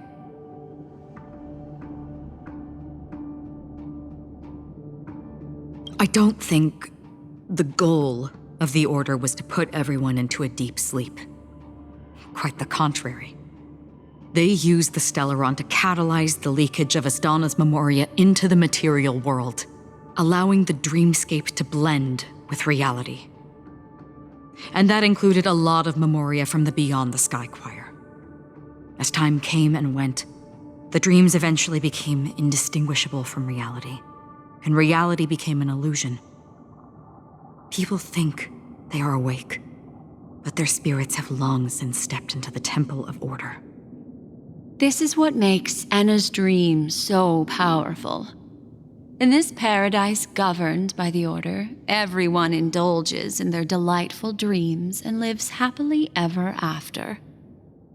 I believe what you experienced in the sweet dream, except for that flaw, was real. Only in this way could you reach the destination, lifting the crisis in Penacony and embarking on your next trailblazing expedition.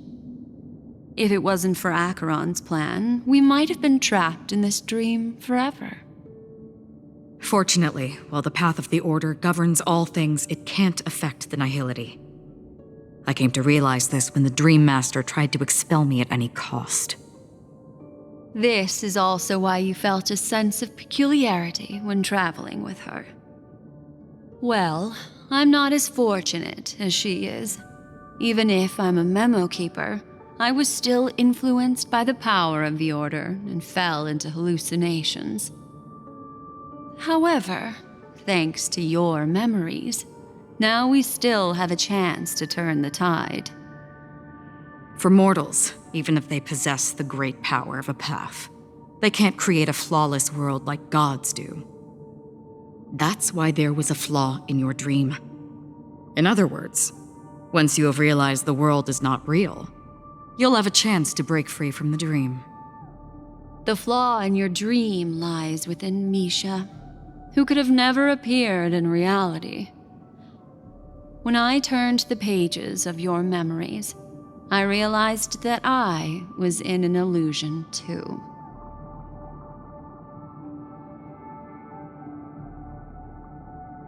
Now Sunday has usurped the power of the Harmonious Choir through the Charmony Festival.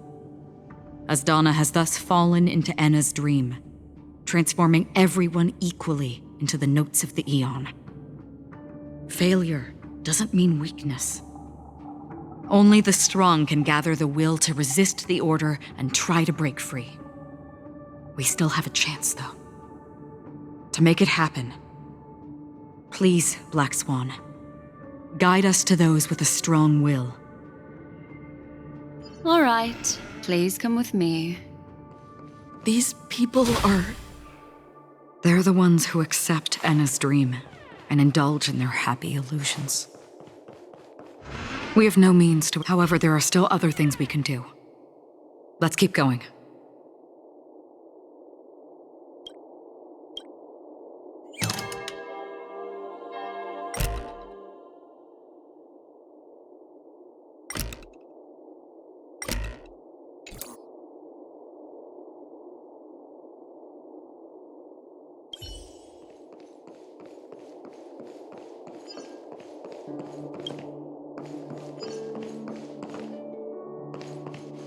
Show your courage.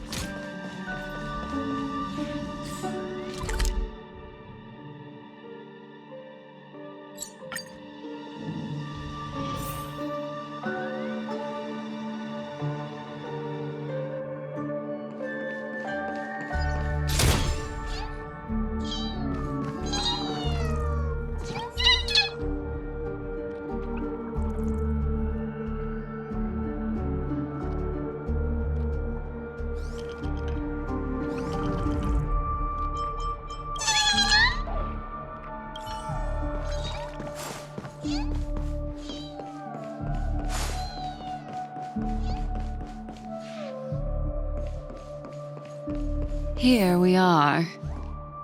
It's... Robin?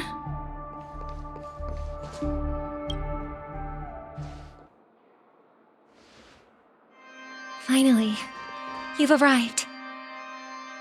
Let me introduce you to Robin. She woke up from Anna's dream by her own will, and it's this tough lady who led us here with her song. I woke up for the same reason as all of you. In the dream, I experienced something that could never occur in reality. Are we going to lock it up in a cage? I want to see it fly freely in the sky. Without us, this bird would be too fragile to survive on its own. Do you want it to die? No, but... Then let's take care of it together until it can return to the sky. Huh? Birds have wings because they're meant to fly. Even if they may crash on the ground one day, they shouldn't be trapped in a cage. Birds belong to the sky, so we should help them return there, right? The illusion was so impossibly blissful that I realized it was just a dream. And this is our final hope. Anna's dream is founded upon the harmonious choir, namely everyone's shared wishes. It will only materialize once the aspirations of all beings in Penacony merge as one. At present, it has become impervious due to people's desire to remain slumbering within the dream. And in order to destroy it, we must make everyone in Penacony want to wake up. Now comes the tricky part. How do we do it?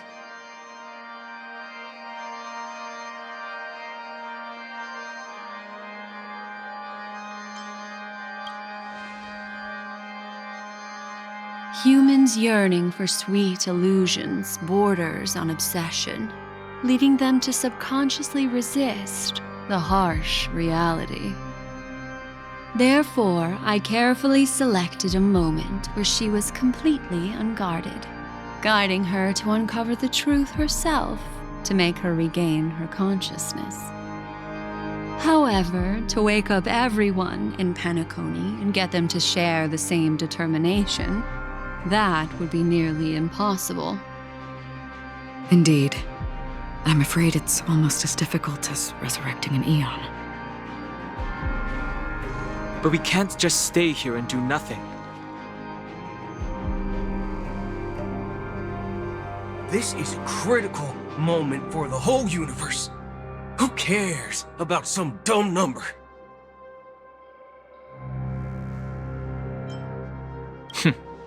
Thanks to Black Swan. You're welcome. And thanks to the memo keepers in Penacony, too. I believe your partners have also awakened from their dreams. This is the first step of our plan. With the assistance from the Garden of Recollection, those who possess a strong will, like you, will gradually awaken from the dream. These free wills are the discord that will sway Anna's dream. However, awakening a mere handful of individuals is insignificant compared to the vast number of people immersed in the dream. We must find other ways to awaken the free will of millions of people within a short period of time. If breaking through from the inside proves challenging, we can seek assistance from the outside. We've long been aware of a potential solution. Asdana is a galaxy known for its abundant memoria and the remarkable phenomenon known as synesthesia dreamscape. When people first enter this place, they often find themselves and others sharing a collective dream. At this very moment, there is only one dream encompassing the entire Asdana system. So, you mean, if we can attract a large number of outsiders to this system, their free will would intertwine with this dream and shake it to its core. However, those outsiders might also succumb to the dream and become the foundation of the Order instead. The real challenge is, how can we gather a huge number of people as determined as you within a short period of time? Looks like the Jade Abacus of Allying Oath will be the only solution. No. No need for that. Keep your once-in-a-lifetime treasure. We don't need to bother the Cienjo Alliance for such a tiny request. You want thousands of people with unwavering free will? That's easy. Just leave it to us Galaxy Rangers. You can gather Galaxy Rangers? Outsiders may see Galaxy Rangers as elusive and disconnected individuals, and actually, they're right. And that's why we have a tacit understanding among us. Do you know what it is, Acheron? It's the relic I returned to you. Exactly. Its owner must have told you that it's meaningless to anyone other than a Galaxy Ranger, and that it can only fulfill its purpose when returned to its rightful owner. Because it's a burial artifact, worthy only of a hero who has served the Galaxy Rangers with honor. When its light illuminates the universe, it means the fall of a hero, and in the direction it falls, countless meteors will streak across the sky.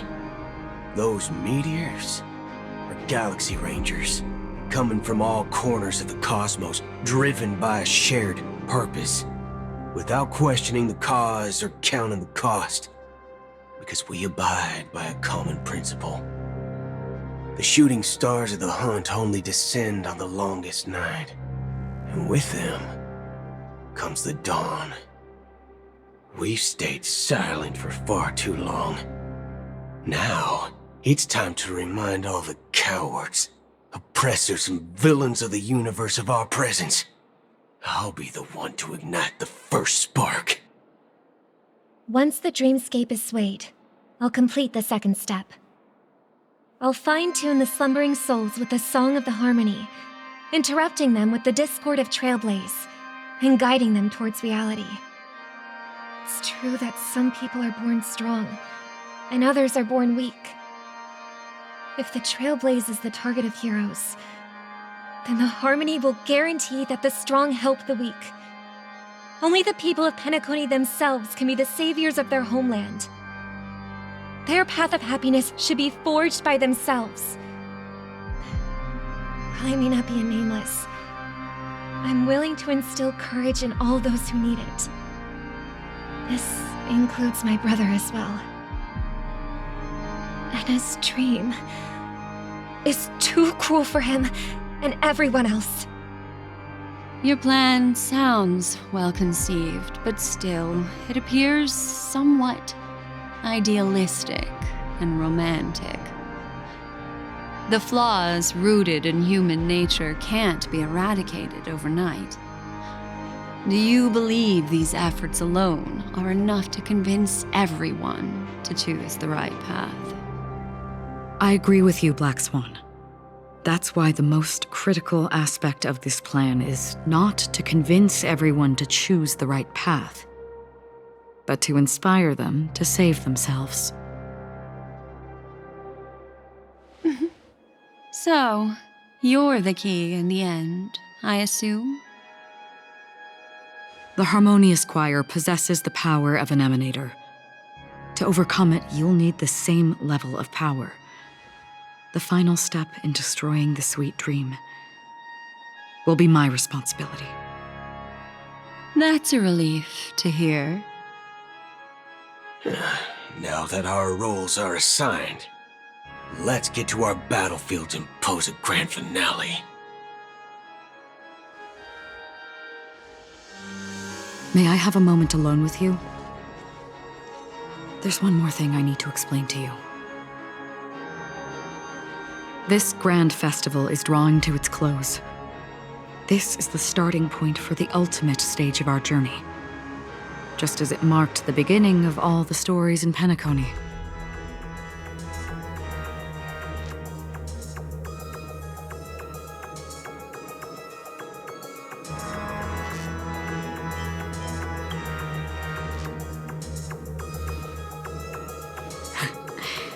Only by reflecting on our steps can we remember the path we should be walking on, and the companions who have walked alongside us.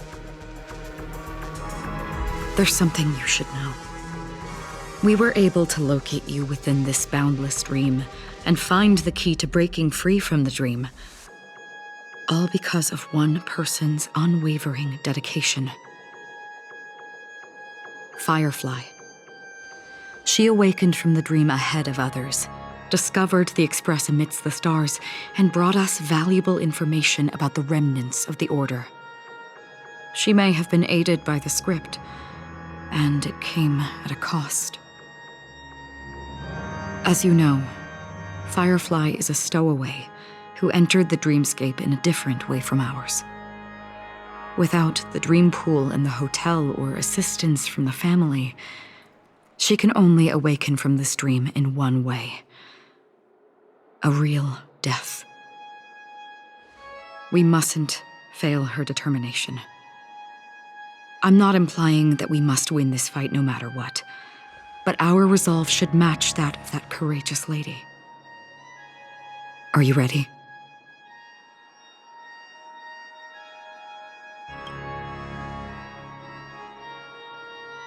Very well. Now, please close your eyes.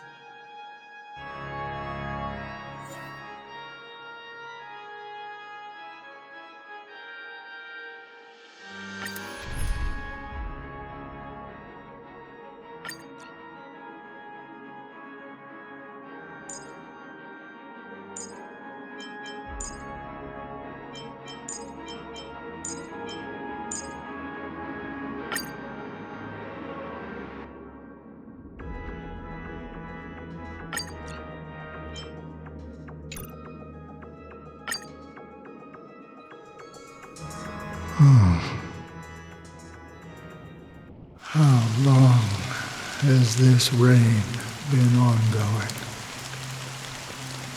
If I remember correctly, it has lasted for decades, or even centuries. The unwavering determination of the Hunt followers persists even in death. But thankfully, we've guided those lost souls to their lives beyond. They were heroes in their time. And they won't be reduced to puppets of the nihility in their death. You see, the shadows on the sea have vanished. Do you remember? You once said that the sky would clear when the regrets of the departed had faded away. But it's still raining. I know. So, why is all this? Why did this rain choose me? Because someone's regrets haven't been fulfilled, perhaps. Mortals who walk the paths are like sailors on a vast ocean, leaving behind a trail that creates countless ripples of possibilities. These ripples last longer than the fleeting lifetimes of humans. And for some, their presence leaves such a strong mark that it's reflected in the waves. Sin-thirsters, the obsessions of the Pathstriders. They emerge from the depths of Ix, seeing themselves as masters of their own destiny, unknowingly repeating the actions of their past lives. They emerge from the nihility and head toward it, leading purposeless lives. However, these hollow phantoms, they have journeyed with me for such a long time. Oh. So this is how it is.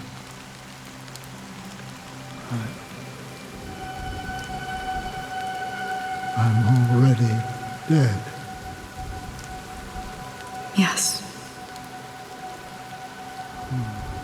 Are you watching over me? This is my duty as Acheron the Watcher. I'm guarding the path to the abyss of the nihility, guiding every soul reluctant to become one with it. Back to this side.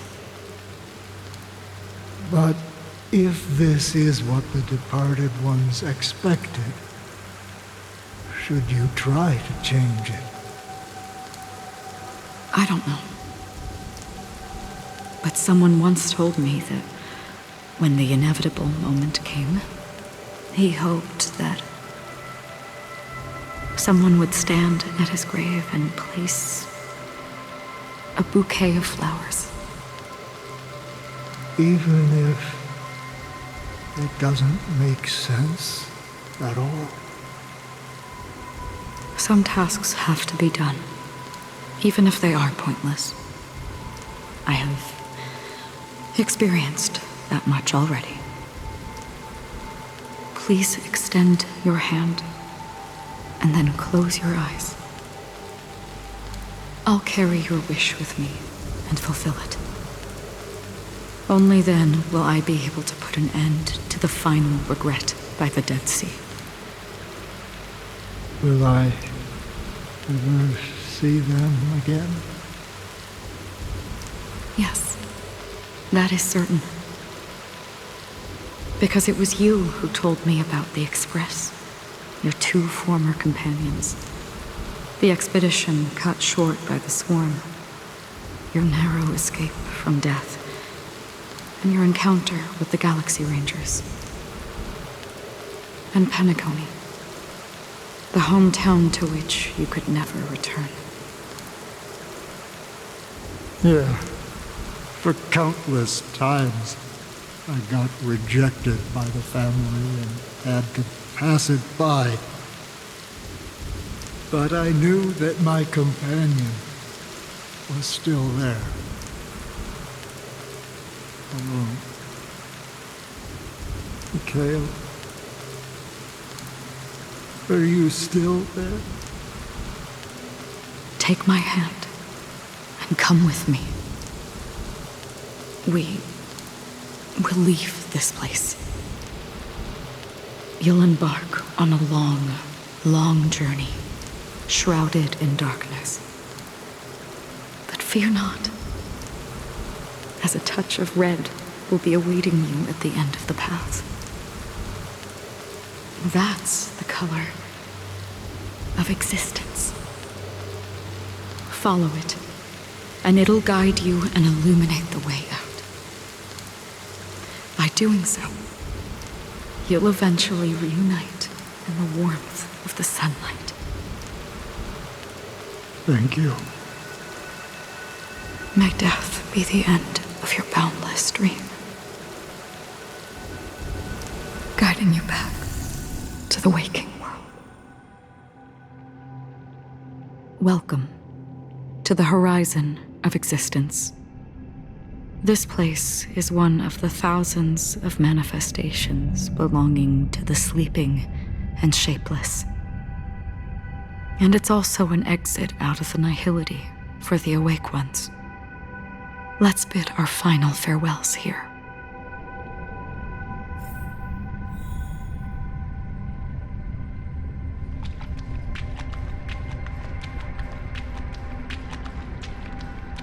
Always distinguish between reality and imagination. All right, Gray. Life is akin to a winding labyrinth where memories serve as our sole companions. May your schemes be forever concealed. Anna's dream is too cruel for him and everyone else. To the imperfect tomorrow. I still remember the question on the invitation letter. Why does life slumber?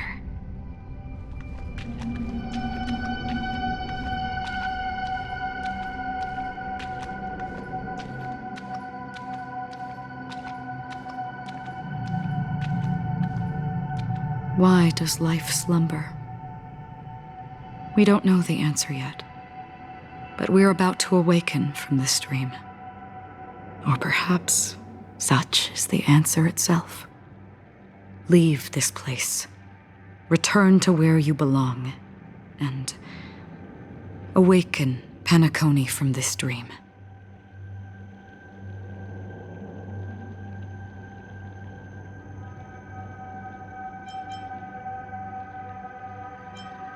As I said, our plan is not about convincing everyone to choose the right path, but about inspiring them to save themselves.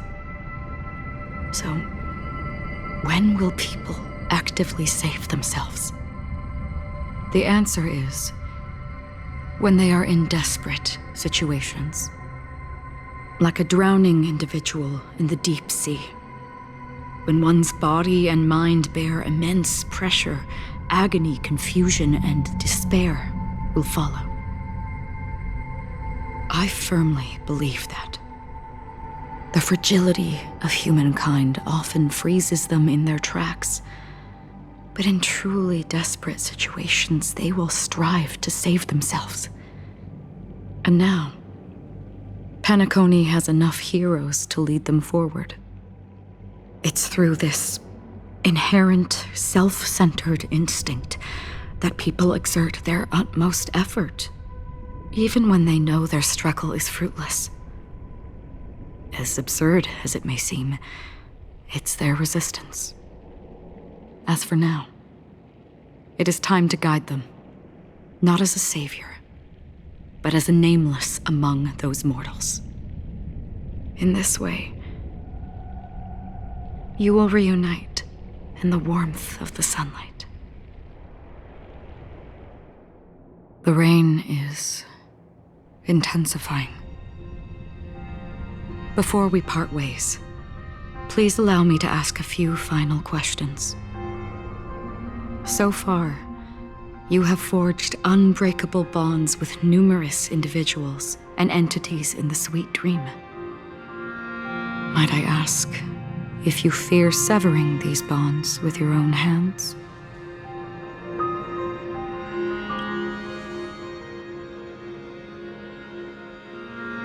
If there is a vast, lifelike dreamland that is virtually indistinguishable from reality, a realm without death, where everyone can attain the happiness and fulfillment they deserve, living blissfully ever after, I would ask, would you wish to stay?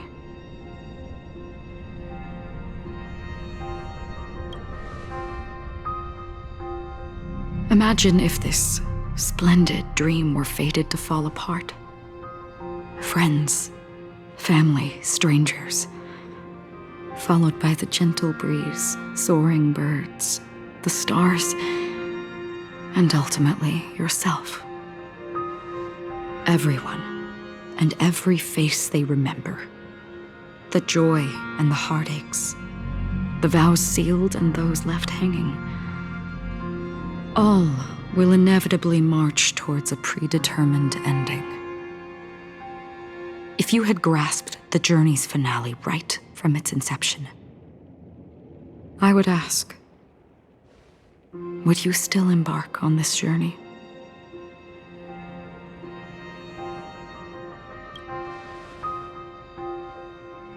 I'm glad. The answer itself doesn't matter. What matters is that you've made a decision. Listen, touch, and ponder. And therein lies the sensation.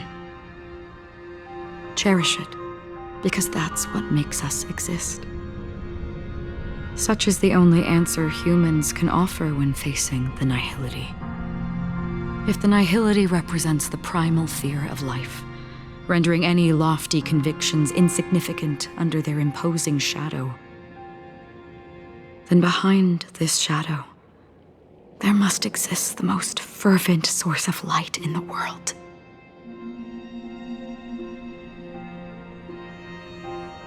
Just as every life that edges closer to death fervently approaches the end of the nihility, We must pursue that primordial light.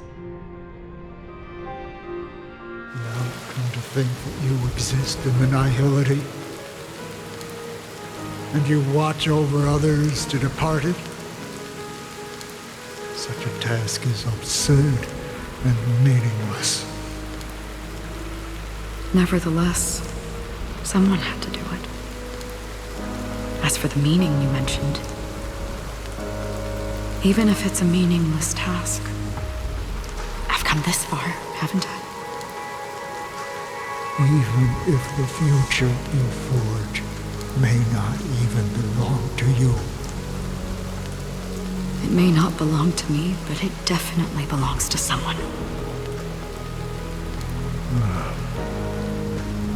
What hardships you must have experienced. In that case, allow me to do something meaningless too. Please, tell me your name.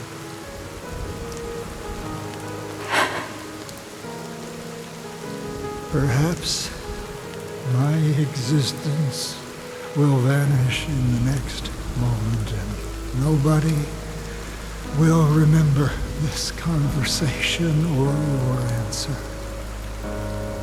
But I believe that your name should be remembered. And this universe will remember it as well.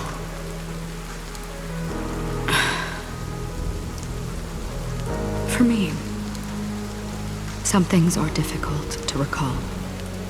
Yet there are others that I find challenging to forget.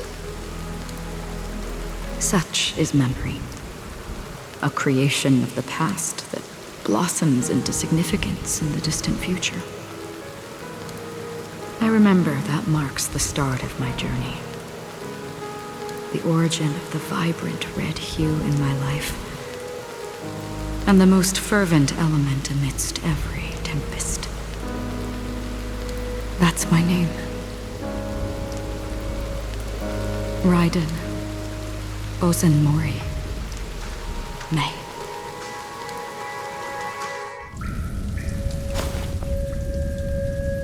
The Golden Dream is getting restless. In the coming long nights, I'm afraid you will face many setbacks and witness many tragedies. And in the end, you will only see in black and white. But please believe me, that in that monochrome world, there will be a glimpse of fleeting red. And when you make a choice, it will appear once more.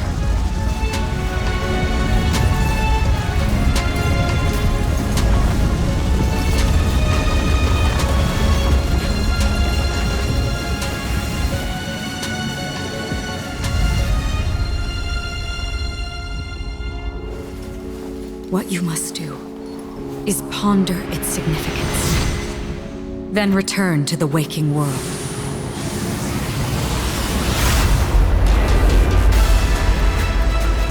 That's where we all find our answers.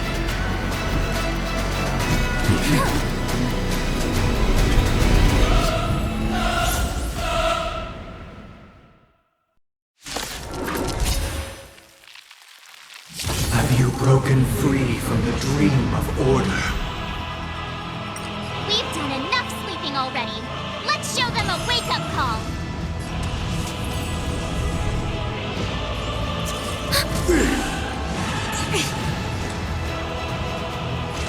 Still waters of oblivion. I weep for the departed. It too shall fall.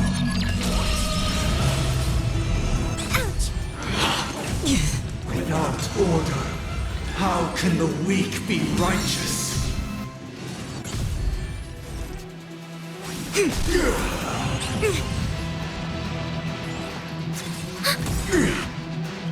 Enemy data secure. Net markers activated. Time for a good old counterattack. If you have any objection, feel free to make your case. Destined for oblivion. I weep for the departed. It too shall fall. 107,336 notes. I solemnly invite you to join the glorious chorus and ascend to the heavens!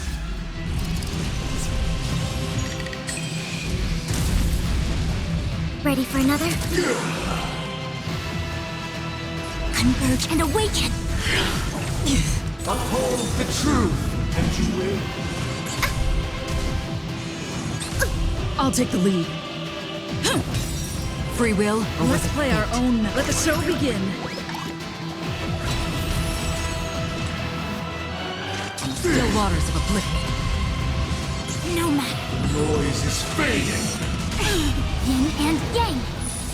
If the dreamscape is indistinguishable from reality, can it still be called an illusion?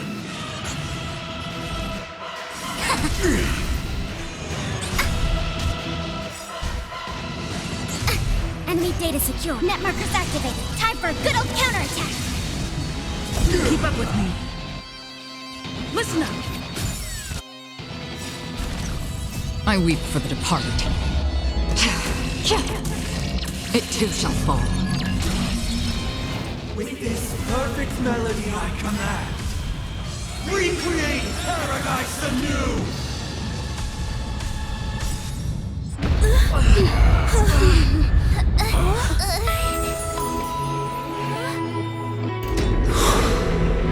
Music.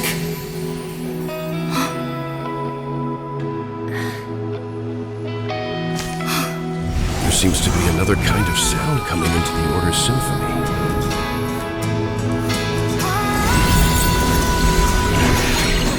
Penacony's first and last disharmony. I'll take the lead. Those imprisoned in their dreams are awakening for freedom.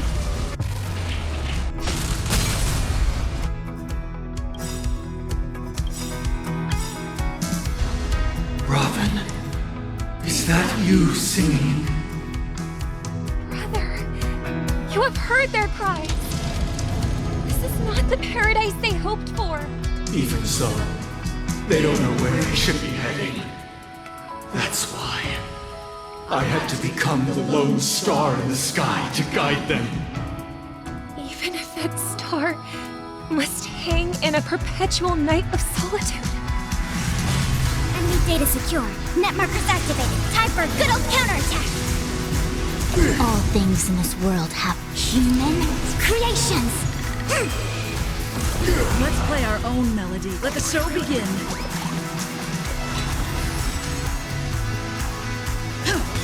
Enemy targets detected.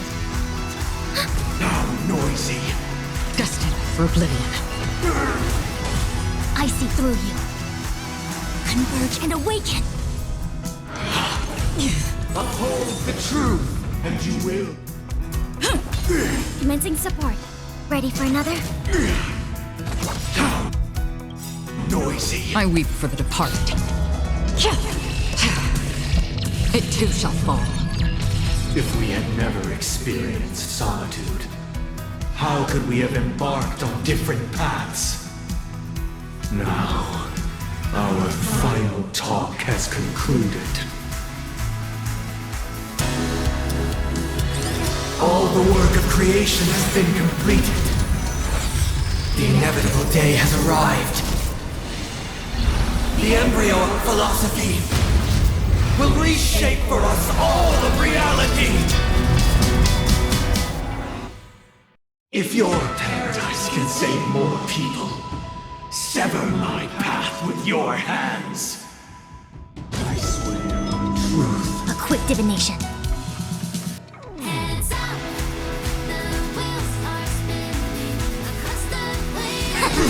Have a noble soul!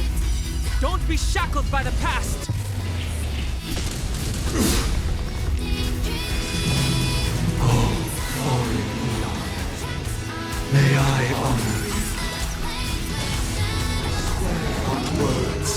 targets detected. This 7-day vow, I command you to heed my summon.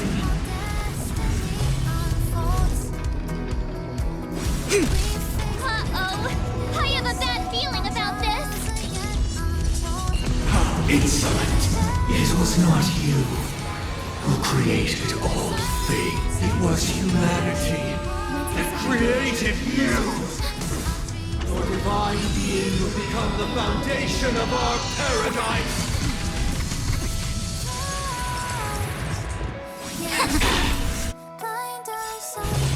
All things in this world, human creations! By the solemn desire for order. Even if the future is full of pain, we won't escape from it!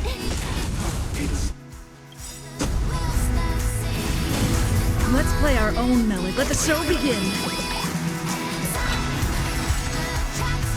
I swear on the calendar.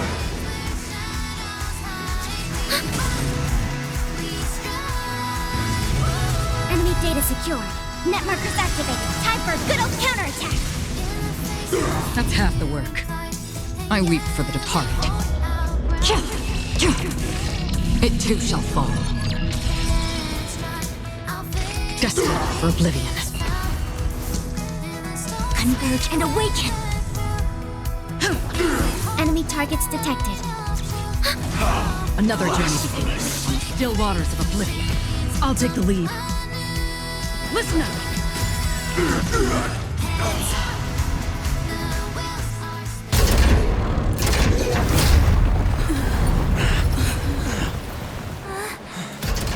So,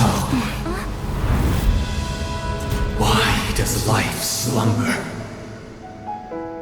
Because someday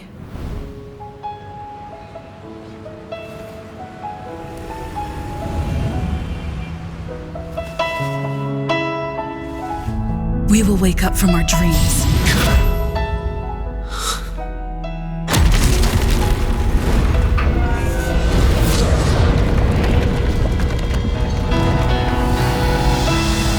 The night is still too short.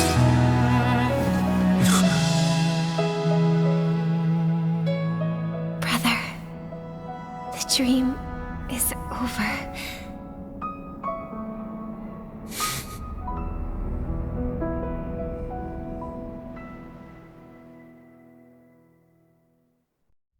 In the first year of the AE 2158, a fiery conspiracy erupted in the land of the dreams, but soon faded in chaos and destruction.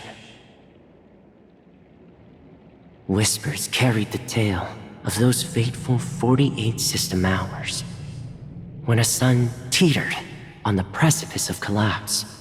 A paradise stood on the brink of destruction, and a world was poised to surrender to its new master. Amidst it all, a body decayed, a pack of vultures gathered, and a brother and sister were doomed for eternal separation. And so, an eon succumbed to slumber once more. Some celebrated this fall, while others mourned. Among the insignificant witnesses, mere specks in the vast tapestry of the universe, it was said that this time, the Eon met their demise with dignity. As the cosmos bathed in the radiance of a pure dawn, a tempestuous storm brewed on the horizon.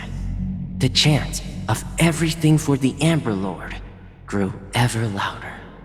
Yet, no matter how one contemplates it, time inexorably swings Klapot's colossal hammer in eternal cycles. The tale of the Astral Express reaches both its conclusion and a new beginning. Time marches forward, heralding the arrival of a new chapter in the history of trailblazing expeditions. Brother, do you think the stars will fade away? Where did that come all of a sudden? Because the constellation that looks like a bird, the Torrent Eagles, looks a bit dim lately. It's the Torment Eagles. Don't worry, it's still there. It's located in the inner ring of Penacony and can only be seen when spring and summer overlap. As for the question you asked, I think stars do die, just like people. But do you know, sister? No star actually belongs to the present. The light we see from them is from a long time ago. Even after the stars perish, their light will travel millions of light years, spanning countless years, to illuminate the night sky of another world. In our paradise, I believe there will be a star like that, shining with the same light. Its radiance will last forever, and its name will be happiness. No, not just one star. We should have 2 stars. Or maybe even more. Yeah, you're right. It's a deal. It's a deal then. This is our promise, and nothing will sway our ideals. Yeah, you bet.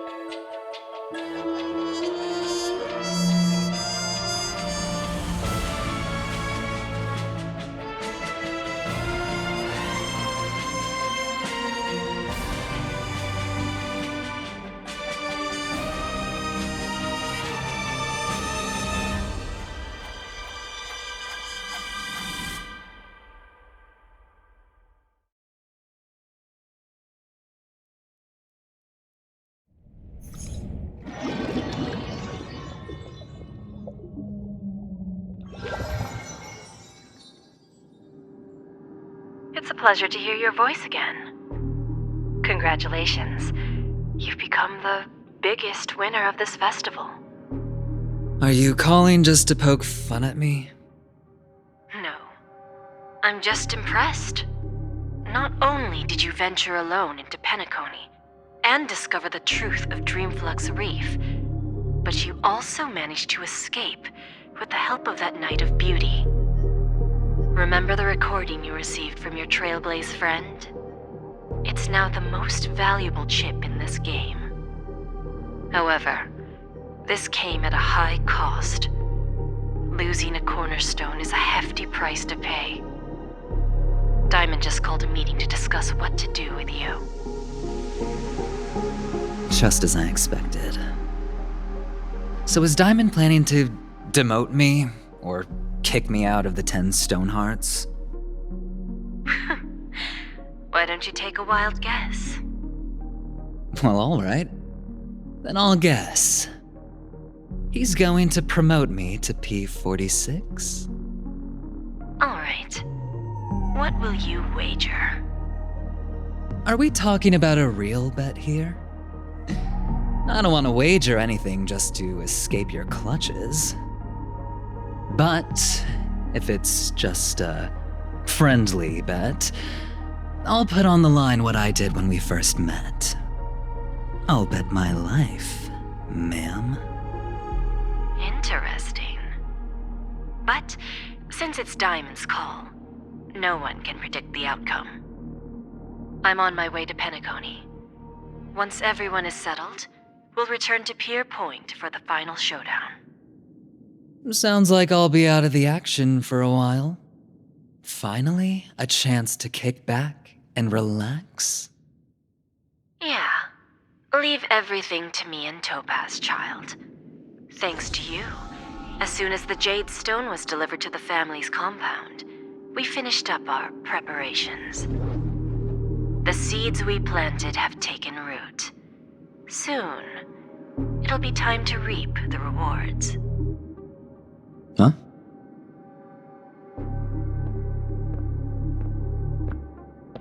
Let's wrap it up for now. Looks like I've got a visitor here.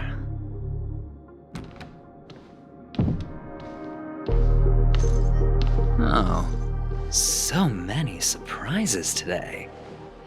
Didn't expect a Galaxy Ranger and wanted criminal to show up here. One who managed to take out 2 IPC members under the noses of our fleet. Do you understand what that means? Screw Wubba Boo, I just put him to sleep. Don't try to intimidate me with that nonsense. Besides, I've taken down more IPC lackeys than the residual value you squeezed. And I don't mind adding a few more zeros to my wanted poster. I have a question for you. Be honest, or I don't mind putting a bullet into your head.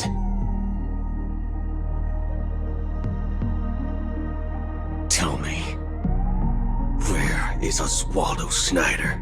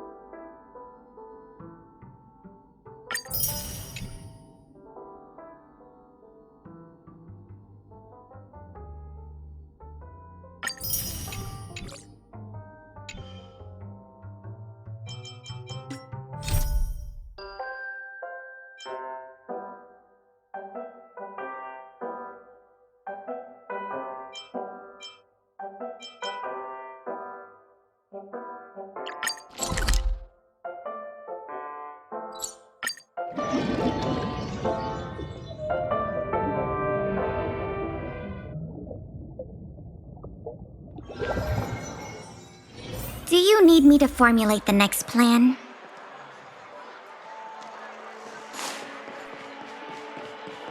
Quietly.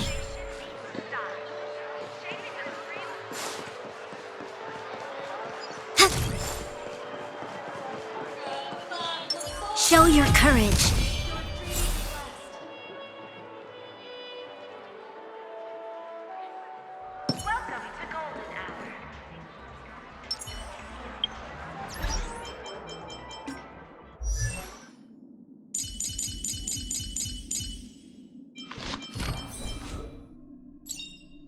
Unknown to each other, yet united in purpose, we make the same choices.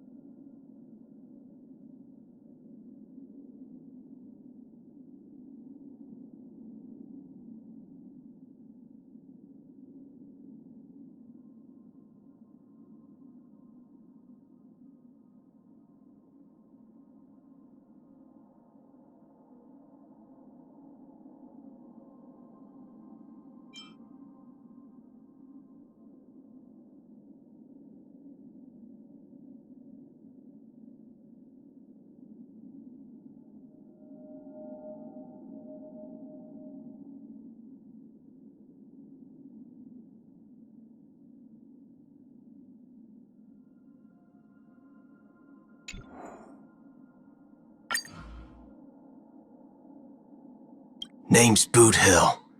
Those who've heard of me know what I'm about. Those who haven't, well, for the sake of your own skin, you best keep it that way. This is some fudging fine weather we're having. Wonder which little son of a nice lady's gonna run out of luck today. I won't fool myself thinking our paths will cross again. But if they do, let's hope I ain't pushing up daisies. A few thousand years back, folks called those deadly gunslingers Boot Hills. You see, it ain't exactly a name meant for the living, and, well, I guess I ain't quite what you call alive. So here's the thing. Someone went and tinkered with my synesthesia beacon. So now every time you muddle fudgers hear me chin-wagging with those shirt bags, it's all a bunch of fudge this and fork that. See what I'm saying?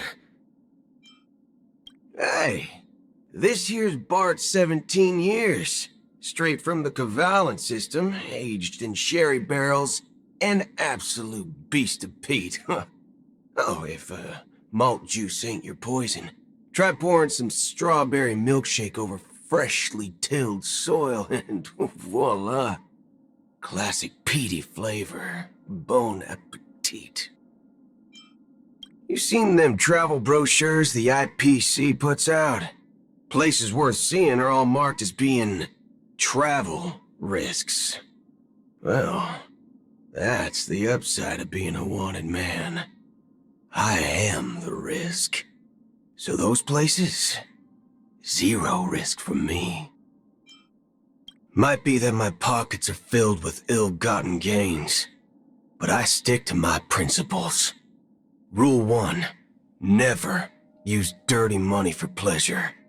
Rule 2, credit ain't the same as cash. And Rule 3, a bit of fun don't count as indulgence. I never break these rules.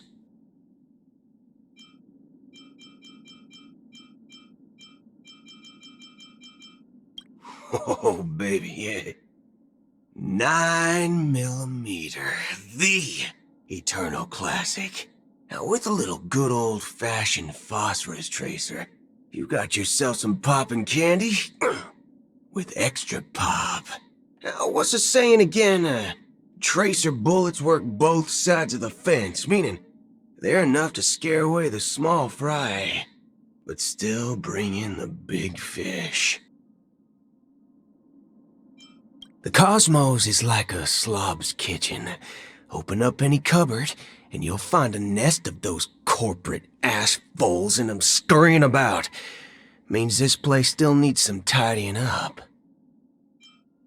In this life, you gotta believe in some things, and doubt others. Believe in folks' good intentions, the value of courage and all that other hodgepodge, but never believe that these good things will just fall into your lap. You gotta make them happen.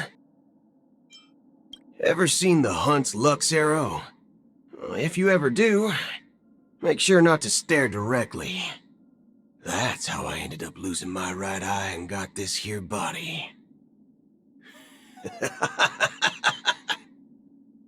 Just pulling your leg. I've always had a thing for those Xianzhou folks. This guy's a good one. Like me, he ain't much for talking, preferring to express himself with his weapon. We're bound to hit it off. I ain't got no idea what her story is, nor why she's parading around as a Galaxy Ranger, but that's alright. If a fella like me can uphold the justice, it means there ain't just one road to righteousness. Tracking down this memo keeper friend is only as tough as you make it for yourself. Wasting time, sniffing around for info is just like shooting blanks. Better to just sit tight and meditate on come find me. Who knows? She might just waltz on over. What's that old saying again? Got it. The path to hell is paved with good intentions. That's the one.